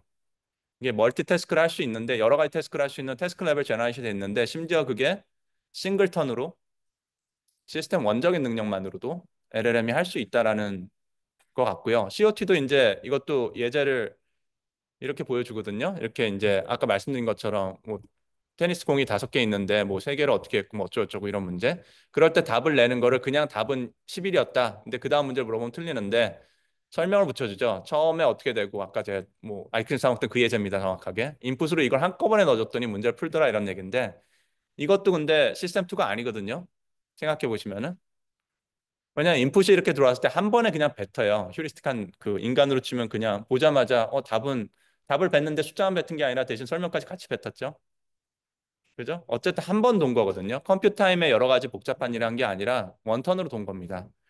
체인 업 덧인데 체인 업 덧도 여러 가지가 있는데 그중에 프롬프팅으로 사용하는 체인 업 덧은 프롬프트 안에다가 체인 업 덧에 해당되는 걸 할 수 있도록 이미 가이드를 준 거거든요. 인컨텍스트 러닝도 프롬프트 안에 예제들 안에 인컨텍스트 예제들을 다 넣어준 거고 어쨌든 싱글 인풋으로 들어가요. 질문까지 포함해서. 그래서 LLM이 원턴으로 한 번 돌고 인퍼런스 한 번 하고 답과 설명을 뱉어냅니다. 자, 이런 것들이고요. 이머징 어빌리티라는 것도 그 논문 자체가 LLM에 대해서 이걸 한 번 쓰는 관점으로 돼 있거든요. 보통은. 예, 물론 이게 시스템 1, 시스템 2적인 관점이 없는 논문들이 대부분이기 때문에 그 관점으로 굳이 설명할 필요도 없고 사람들이 꼭 그렇게 중요한 게 안 보고 있기 때문에 이렇게 돼 있지만은 이렇게 됩니다. 자, 그렇게 돼 있는데요. 근데 시스템 2를 생각해 보면은 어떻게 되냐면 요즘 이제 한참 시끄러운 것들이죠. 이제 사람들이 스케일링을 하다가 가장 큰 문제가 뭐예요? 네트워크 사이즈 키우는 것도 문제지만 돈이 더 올라가니까 데이터가 다 고갈됐다고 말하는 게 이제 갑자기 이해가 확 되기 시작하죠. 왜냐하면 그냥 데이터가 고갈됐다 그러면 그냥 데이터가 고갈됐나 보다. 스케일링은 모델은 그래도 키워야지라는 느낌인데 데이터 사이즈하고 모델하고 컴퓨팅하는 양하고가 아까 그 스케일링 로에 맞춰서 같이 가야 된다. 그렇게 안 하면은 다른 거 키워봤자 별 의미 없다. 어차피 성능이 더 올라가진 않는다라는 개념으로 생각하면은 세 개 중에 하나라도 고갈되면 더 이상 스케일링을 못 한다는 얘기거든요. 그래서 스케일링 러가 임플라이 하는 거는. 그러니까 데이터가 고갈됐으면은 이제 더 이상 모델도 못 키우네. 왜냐면 스케일링 러에 따르면 모델 더 키워도 더 이상 성능이 안 오르니까. 사람들이 그 실험을 진짜 해보고 있을 것 같긴 한데 뭐 다 얘기를 안 해주니까 논문이 나오지도 않으니까 무슨 상황인지 모르겠어요. 어쨌든 스케일링 러에 따르면 그렇게 되고 그래서 데이터가 고갈되면서 LLM 같은 경우에는 이제 스케일링은 끝났네 라는 관점이 있고 이제 딥시크가 나오면서 이제 오픈 AI가 위기 의식을 느끼고 사람들이 막 공격하는데 그 와중에 오픈 AI CTO 하는 친구가 또 팟캐스트 나와서 얘기를 하는데 우리 스케일링 러 아직도 하고 있다. 딥시크 직후에 온갖 사람들을 막 계속 불러가지고 팟캐스트가 갑자기 막 나왔거든요. 사람들이 너무 놀래가지고. 음. 근데 그 얘기 중에 하나가 오픈 AI에서 아직 적어도 CTO는 나와서 스케일링 러가 아직 끝나지 않았다. 우리는 아직도 많은 일들이 벌어지는 걸 보고 있다라고 설명을 하고 들어가긴 했습니다. 데이터가 다 고갈되고 그랬음에도 불구하고. 그래서 정말 무슨 상황인지는 정말 모르겠고요. 언제 어쨌든 사람들 입장에서는 스케일링 러가 있다 보니까 데이터가 고갈된 거 있고 좀 멈췄구나라는 생각이 있는 거고 그런 입장에서 시스템 1, 시스템 2 설명을 좀 드리는 건데요. 그래서 이제 GPT-5이 나오면서 이제 또 한참 시끄러웠죠. 이제 체인 업 덫인데 프롬프팅에만 집어넣은 그런 원 프롬프트에 체인 업 덫을 가이드하는 게 들어간 게 아니라 정말 계속 주고받으면서 계속 가죠, 혼자서. 본인이 아웃풋을 만들고 LLM이 그 아웃풋을 다시 인풋의 일부로 사용하고 디시전의 일부로 시작해서 그걸 활용해서 다음 프롬프팅을 뭘 할 건지를 결정해서 디펜던트하게 결정해서 자꾸 내려가면서 뭔가를 해내는 거를 보여주고 그러면서 컴퓨터 타임의 스케일링이 이제 우리의 다음 문제다라는 걸로 패러다임이 많이 옮겨갔죠. 예, 그게 이제 시스템 원적인 거에서 좀 어느 정도 가성비가 잘 안 나오니까 끝나진 않았는데 충분히 가성비가 안 나오니까 시스템 투적인 접근법으로 연구가 많이 옮겨가고 있다는 얘기인 것 같아요. 물론 학교에 있는 우리로서는 어, 그래도 시스템 2로 넘어가는 이런 거는 잘 생각해 보시면 연구할 수 있는 게 있을지도 모르겠어요. 왜냐면은 좀 작은 모델로도 현상을 보여주면 되는 거거든요. 현상을 보여주고 어떤 이게 되더라라는 걸 보여주면 되다 보니까 큰 모델에서는 또 물론 이제 스케일링 러에 따르면 또는 이멀전 어빌리티 논문에 따르면은 작은 모델에서는 발생을 안 하는 게 너무 많아서 그렇게 연구를 하면 또 그게 말이 되는 연구인지는 잘 모르겠습니다. 근데 적어도 이멀전 어빌리티 논문에서 작은 모델에서 되든 건 큰 모델에서 되니까 작은 모델에서 뭔가 새로운 걸 찾으면은 좋은 연구가 될 수도 있을 것 같아요. 연구하기 어렵습니다. 이게 실험을 해야 되는데 큰 모델 실험을 마음껏 못하니까 연구하기 어려워요. 자, 이렇게 되고요. 어쨌든 요거는 이제 또 다른 트리 업 덧이라는 논문인데요. 체인 업 덧이라는 논문이 있었고 트리 업 덧은 정말 트리예요. 체인 업 덧은 정말 싱글 체인을 따라가는 느낌의 설명이라면 트리 업 덧은 덧을 되게 여러 개 하죠.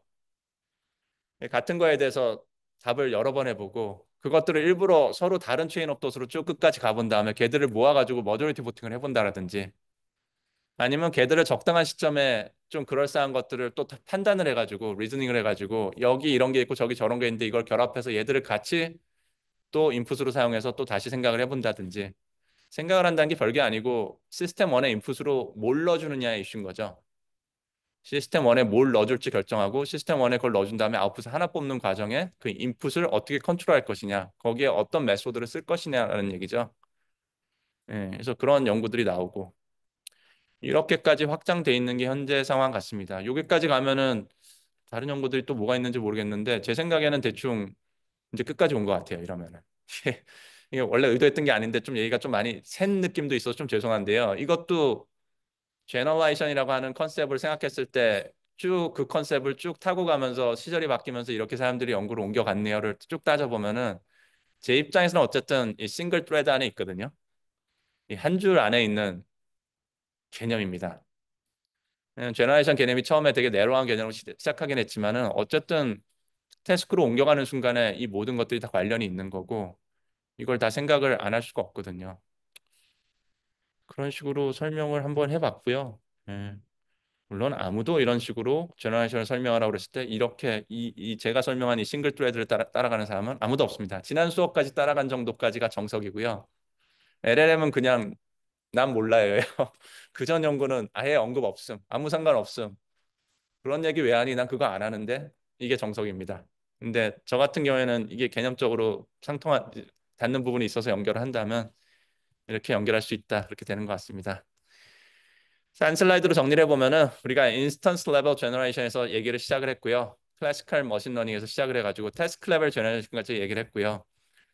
이제 랭귀지 모델 같은 경우는 프리트레인드 모델 관점에서 멀티태스크, 퓨샷, 제로샷, 이멀전 어빌리티까지 가는 걸 얘기를 했고요. 근데 보통은 이렇게 얘기를 끝냅니다. 보통은 이제 LLM의 태스크 제너레이션 하는 거에 대한 얘기를 할 때 이렇게 끝나는데 근데 시스템 1, 시스템 2도 당연히 이 선상에 있는 것 같아요. 이멀전 어빌리티의 뒤쪽에 있는 근데 정확하게 바로 그 다음이라고 말하기는 좀 애매하고 어쨌든 이 모든 거에 걸쳐서 사실은 다 시스템 1에 시스템 2로 옮겨간다는 개념이 다 적용이 될 수 있거든요. 프리트레인도 그렇고 멀티태스크도 그렇고. 근데 사람들은 이미 여기까지 왔기 때문에 그 전 거에 대해서 연구를 할 이유는 별로 없는 것 같고 다 제일 중요한 거를 파급력이 큰 거를 먼저 선점해야 되니까 현재 연구를 한다는 개념은 그렇기 때문에 이멀전 어빌리티까지 있는 이 상황에 대해서 시스템 2적인 부분들을 열심히들 보면서 연구를 끌고 가고 있는 것 같습니다. 현재 스테이트 오브 더 아트인 것 같고요. 예, 그렇게 해서 이제 첫 수업 이게 우리 제너레이션 처음 얘기하던 개념으로 돌아서 생각하면은 설명 아무것도 안 돼요. 예, 제가 제너레이션을 처음에 붙잡고 얘기를 시작한 거에 가장 저로서는 수업 시간에 그거를 처음 얘기를 한 거에 가장 핵심은 뭐냐면은 딥러닝이 돌아가는데 왜 돌아가는지 모르겠다. 이거 도저히 말이 안 된다. 예, 그 전에 알던 지식으로는 틀림없이 돌아가지 말아야 되는데 돌아간다라는 걸 설명을 해보려고 시작을 한 건데 뒤로 가면 갈수록 제너레이션 얘기를 더 고도화된 얘기를 하면 할수록 설명이 되는 느낌은 점점 없어지고 설명 자체를 이제 포기하는 느낌이 훨씬 강해지거든요. 이쯤 되면 이제 명확하게 포기를 할 수밖에 없을 것 같지 않아요? 그 원론적인 설명을 한다는 거는. 근데 거기까지 도달하고 나면 또 되게 재밌는 게 뭐냐면 인간 뇌에 대해서도 비슷한 상황 같거든요. 제 생각에는. 그죠? 인간 뇌도 왜 돌아가는지, 인간이 왜 지성이 있는지, 인텔리전스가 있는지, 우린 이걸 태어나서 이렇게 뭐 어릴 때 이렇게 눈으로 보고 그런다는 얘기를 하긴 하지만 정말 왜 정말 할 수 있는지는 잘 모르겠다라는 게 현재 스테이러스인데 뭐 이제 제 입장에서는 완전히 같아요. 이거 딥러닝 모델에 대해서 우리가 이해를 못하는 부분과 인간 뇌가 이런저런 걸 해내는데 그걸 이해를 못하는 부분이 너무나도 제 입장에서는 너무 비슷하고 설명이 안 되는 부분이 무엇인가를 따져봐도 똑같아요. 이렇게 이머전 어빌리티들이 있는데 되게 커졌더니 이머전 어빌리티가 있고 이제 사실 이제 인간의 뇌는 바이올로지컬 하기 때문에 뉴럴 네트워크이기 때문에 훨씬 더 이피션트 하잖아요. 뉴런의 개수가 정말 그 숫자인지 100 빌리언인지도 사실 알 길이 없고 그러다 보니까 어쩌면은 1 트릴리언 지금 하고 있는 숫자가 기계에서 돌리고 있는 게 훨씬 이니피션트하고 생각하면은 어쩌면 상당히 가까운 숫자일지도 모르겠어요. 인간 뇌에 뉴럴 네트워크 바이올로지컬한 버전의 이퀴버넌트일지도 모르겠어요. 비슷한 어쨌든 실제로 숫자도 10배밖에 차이가 안 나니까 그 정도면은 거의 같은 거 아니에요? 바이올로지컬 네트워크하고 컴퓨터는 네트워크인데 이게 10에 무슨 12승 뭐 이렇게 넘어가기 시작했는데 10배밖에 차이가 안 나? 아, 10배면 같은 거죠, 거의. 그런 느낌이 저는 들어요. 예, 그렇게 되면은 이제 인간 뇌도 이관점으로 생각하면은 아, 이게 그냥 충분히 컸구나, 인간의 뇌는. 아까 그 슬라이드 장표 이제 다시 찾기 귀찮아서 안 찾는데요. 개구리 같은 경우에 뭐 100만, 뭐 10밀리언이야, 1000만 개 정도였고 뭐 이렇게 쭉 나오는데 이머징 어빌리티가 나오려면은 머신러닝 쪽, 이쪽 딥러닝 쪽에서 연구한 걸 보면은 대략 10빌리언에서 100빌리언을 넘어서야 나오기 시작하거든요. 태스크 따라 다르지만 그리고 모델 따라 다르고 그리고 아까 그 논문에서 사실 이머징 어빌리티 논문에서 뒤에 디스커션이 되게 많은데 그 저자분들 중에 이제 정말 유명한 분들이 많이 붙어 있는데 그분들은 가만 보아하니 실험이라든지 이런 거에 대해서 제대로 컨트리뷰트한 것 같지는 않고 디스커션을 같이 많이 해주고 그거 정리하는 걸 같이 해준 것 같은데 그거 재밌는 얘기들이 꽤 나오거든요. 근데 그런 얘기들 중에 하나가 정말 이 사이즈가 필요한지 모르겠다. 왜냐하면 우리가 지금 학습하고 있는 LLM 모델이 정말 가장 이피션트한 충분히 그 사이즈가 꼭 필요해서 된 게 아닐 가능성이 높기 때문에 다만 그걸 줄이는 거라든지 훨씬 더 이피션트한 아키텍처를 찾아본다라든지 그런 거에 사람들이 지금 포커스를 안 하고 있거든요. 적어도 최근까지는. 근데 앞으로는 딥시크 때문에 좀 바뀔지 모르겠어요. 근데 어쨌든 딥시크 자체가 대단하다기보다는 딥시크가 정말 큰 자극을 준 것 같아요. 이 정표에 좀 변화를 준 것 같아요. 그렇게 되면은 좀 더 다른 아키텍처도 나오고 모델도 작아지고 그럴 수 있겠는데 적어도 지금 버전에서는 그런 상황이고 나중에는 봐보면 10빌리언도 사실 너무 컸던 거고 훨씬 작은 거에서도 상당히 많은 게 이멀지 할지도 모르겠다라든지 이런 다양한 디스커션을 논문에 담아놨습니다. 재밌는 내용들이 많아요. 자, 이렇게 되고요. 다시 좀 인간하고 이거 얘기하다 좀 얘기가 샜는데 어쨌든 인간도 어떻게 보면은 동물들 중에서 일단 이멀징한 사이즈를 갖춰서 어쩌면 이런 일이 생겼는지도 모르겠다는 생각을 해볼 수 있는데 뭐 이런 생각한 게 뭐 의미가 있는지는 잘 모르겠습니다. 혼자 이런 생각을 해보고 되게 재밌다. 와, 그러면 그러면 큰 의미는 없던 인생이네. 뭐 이런 생각을 하는데 자연현상이니까 그냥 이멀지 하는 거니까 그냥 그 사이즈가 되면은 인텔리전스가 생기니까 아 특별히 뭐라 그러죠? 어 그 아까 그 장표 그 개구리는 10밀리언인데 사람은 100빌리언이니까 자긍심을 가지세요가 원래 그 장표를 옛날에 2016년 17년에 수업을 가르칠 때 제가 하던 말인데 요즘은 이제 여전히 우리는 훌륭한 존재인데 각자가 우리 인간 사이에서는 약간의 차이가 있다고 느낄지 모르지만 사실 이 전체 세상에서는 각자가 정말 훌륭한 존재고 대단한 일을 해내고 있는 건데 반면에 그게 이제 어떻게 돌아가서 왜 되는가가 만약 이 설명 이 정도는 여기 딱 여기 아는 정도가 그 설명에 해당되고 모르는 건 여기서도 똑같이 모르는 거면은 생각보다는 약간 좀 아쉽다. 그거보다는 좀 더, 좀 더 뭐라 그럴까요? 어, 좀 더, 그 사이즈가 크면 이멀징 한다는 것보다는 좀 더 의미 있는 존재였으면 좋겠다는 생각이 드는데 뭐 이런 얘기 왜 하고 있죠? 죄송합니다. 이거는 수업이 아닙니다. 방금 한 얘기는 다 잊으세요. 그냥 정말 잡담이에요, 그거는. 자, 마지막으로 딥 리서치로 돌려봤는데요. 영 마음에 안 드는 결과가 나서 실망했습니다. 이게 조금 더 최근 연구들이어서 그런 건지 이쪽은 정리를 잘 못해가지고요. 이번엔 안 넣었어요. 별로네 그러면서 정리가 좀 그렇다. 자, 오늘 좀 거기까지 하고요. 생각보다 오래 걸렸네요. 또 빨리 끝내고 싶었는데 다음 주에는 이제 옵티마이션 얘기를 할게요. 옵티마이션은 미리 그냥 좀 설명을 드린다면은 이것도 옵티마이션도 이제 LLM 아니고요. 클래시컬 모델에 대한 설명으로 쭉 돌아가고 예, 안타깝지만은 이제 LLM으로 넘어온 거에 대한 설명은 옵티마이션이라는 논문들을 제가 다시 이것도 찾아보고 오긴 할 텐데 아마 별로 없을 거예요. 그 스케일링 러가 사실 LLM 쪽에서는 가장 중요한 학습에 관계된 꼭 알아야 되는 것들이고 오히려 기존 모델을 튜닝하고 그러던 시절에는 이 옵티마이션 관계에 대해서 알아야 되는 게 정말 많았는데 도움되는 게 많았는데 이게 점점 줄어들고 있는 추세인 것 같아요. 자, 강의는 뭐 다들 잘 적응해서 하고 계시는 것 같으니까 똑같은 슬라이드고요. 숙제 오늘도 논문 골라서 내주시면 되고요. 퀴즈 다음 주에도 있고요. 자, 조교님께서 지난주에 잠깐 말씀해 주시긴 했는데요. 이거 이제 우리 수업 2번 더 한 다음에 이제 숙제를 그때까지 제출하라고 이제 다시 안내를 드릴 겁니다. 지금 미리 여태까지 다뤘던 토픽으로 하시려고 그러면 지금 언제든지 제출하셔도 되고요. 조교님이 과제 프로젝트 사이트를 열어주셨으니까. 근데 별거 아니고요. 한 페이지 반이었나? 되게 짧은 걸 그냥 제출하시면 되는 건데 수업에 안 달았던 논문을 고르셔가지고 본인이 원하는 토픽에 대해서 이게 렐리번트한 건데 이런 논문도 있구나 하고 열심히 공부를 하신 다음에 그거를 조교님께서 안내해 주신 그 자료에 맞게끔 정리해서 제출해 주시면 됩니다. 그걸 제출해 주시면은 실제로 또 수업에서 같이 수업을 들으시는 분들에게 공유를 할 거고요. 그 모든 파일들을요. 그 모든 파일들을 다 보시는 건 불가능할 건데 수업이 너무 크니까. 근데 이것저것 둘러보시다가 제목하고 서머리 있는 걸 둘러보시다가 관심이 있어 보이는 것은 좀 눌러보시면서 또 추천을 좀 해주시면은 저는 이게 재밌는 것 같습니다 이런 걸 해주시면은 그 결과를 이제 과제를 마친 걸로 할 겁니다. 그래서 그 결과를 본 다음에 제가 논문을 좀 조교님들하고 아마 논문을 좀 골라서 수업 시간에 조금 소개를 좀 해드릴 예정인데 작년에는 실제로 그 제출하신 분들이 발표를 해주셨는데 5분 정도 해달라고 그랬거든요. 하나당. 자료는 틀림없이 3분짜리 자료였는데 발표 자료 선정이 되는 순간에 슬라이드를 10장짜리 만들어 오시더라고요. 틀림없이 5분씩 3분씩 해가지고 이렇게 5분이 발표해 주시면 이제 그 나머지 시간은 수업을 해야지 했는데 결국은 수업 내내 그걸 하고 끝났어요. 그래서 올해는 그걸 안 하는 게 목표인데 상황 제출해 주신 걸 보고 어쩌면은 몇 분은 혹시 발표를 하시렵니까 하고 요청을 드릴 수도 있는데 많이는 안 하지 않을까 싶어요. 제가 그냥 간단하게 짚어드리고 이런 것도 있네요. 저런 것도 있네요. 혹시 제출하신 분 더 코멘트 있으신가요? 이 정도 할지도 모르겠는데 그거는 제출하신 내용의 퀄리티를 보고 정할 거라서 뭐 그런 상황입니다. 어쨌든 이게 이 텀 프로젝트 몇 번 나갈 텐데 그 중에 하나니까 그걸 좀 잘 이해를 하셔가지고 작년 같은 경우에는 본인 수업에 이미 다뤘던 논문을 제출하신 분들이 있었는데 그거 절대 안 되고요. 그리고 경우에 따라서는 관련은 있는데 완전히 본인 도메인 거여가지고 사실 수업에서 공유하기에는 아무런 의미가 없는 건 아니지만 너무 백그라운드 설명이 길다 보니까 사실상 공유가 불가능하다.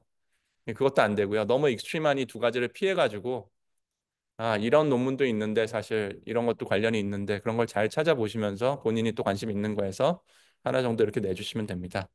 타픽은 이제 제너레이션 지금 했던 거, LLM 했던 거, 옵티마이제이션 다음 주에 할 거, 그 다음 주에 네트워크 아키텍처 관계된 어느 타픽도 상관없고 딱 하나만 그 중에 하나를 골라서 하시면 됩니다. 피드만 이렇게 내시면 되고요. 자, 오늘 뭐 코멘트나 질문 있으실까요? 네, 없으시면 오늘 수업 여기까지 하고요. 다음 주에 이제 옵티마이제이션 하도록 하겠습니다. 다들 수고하셨습니다.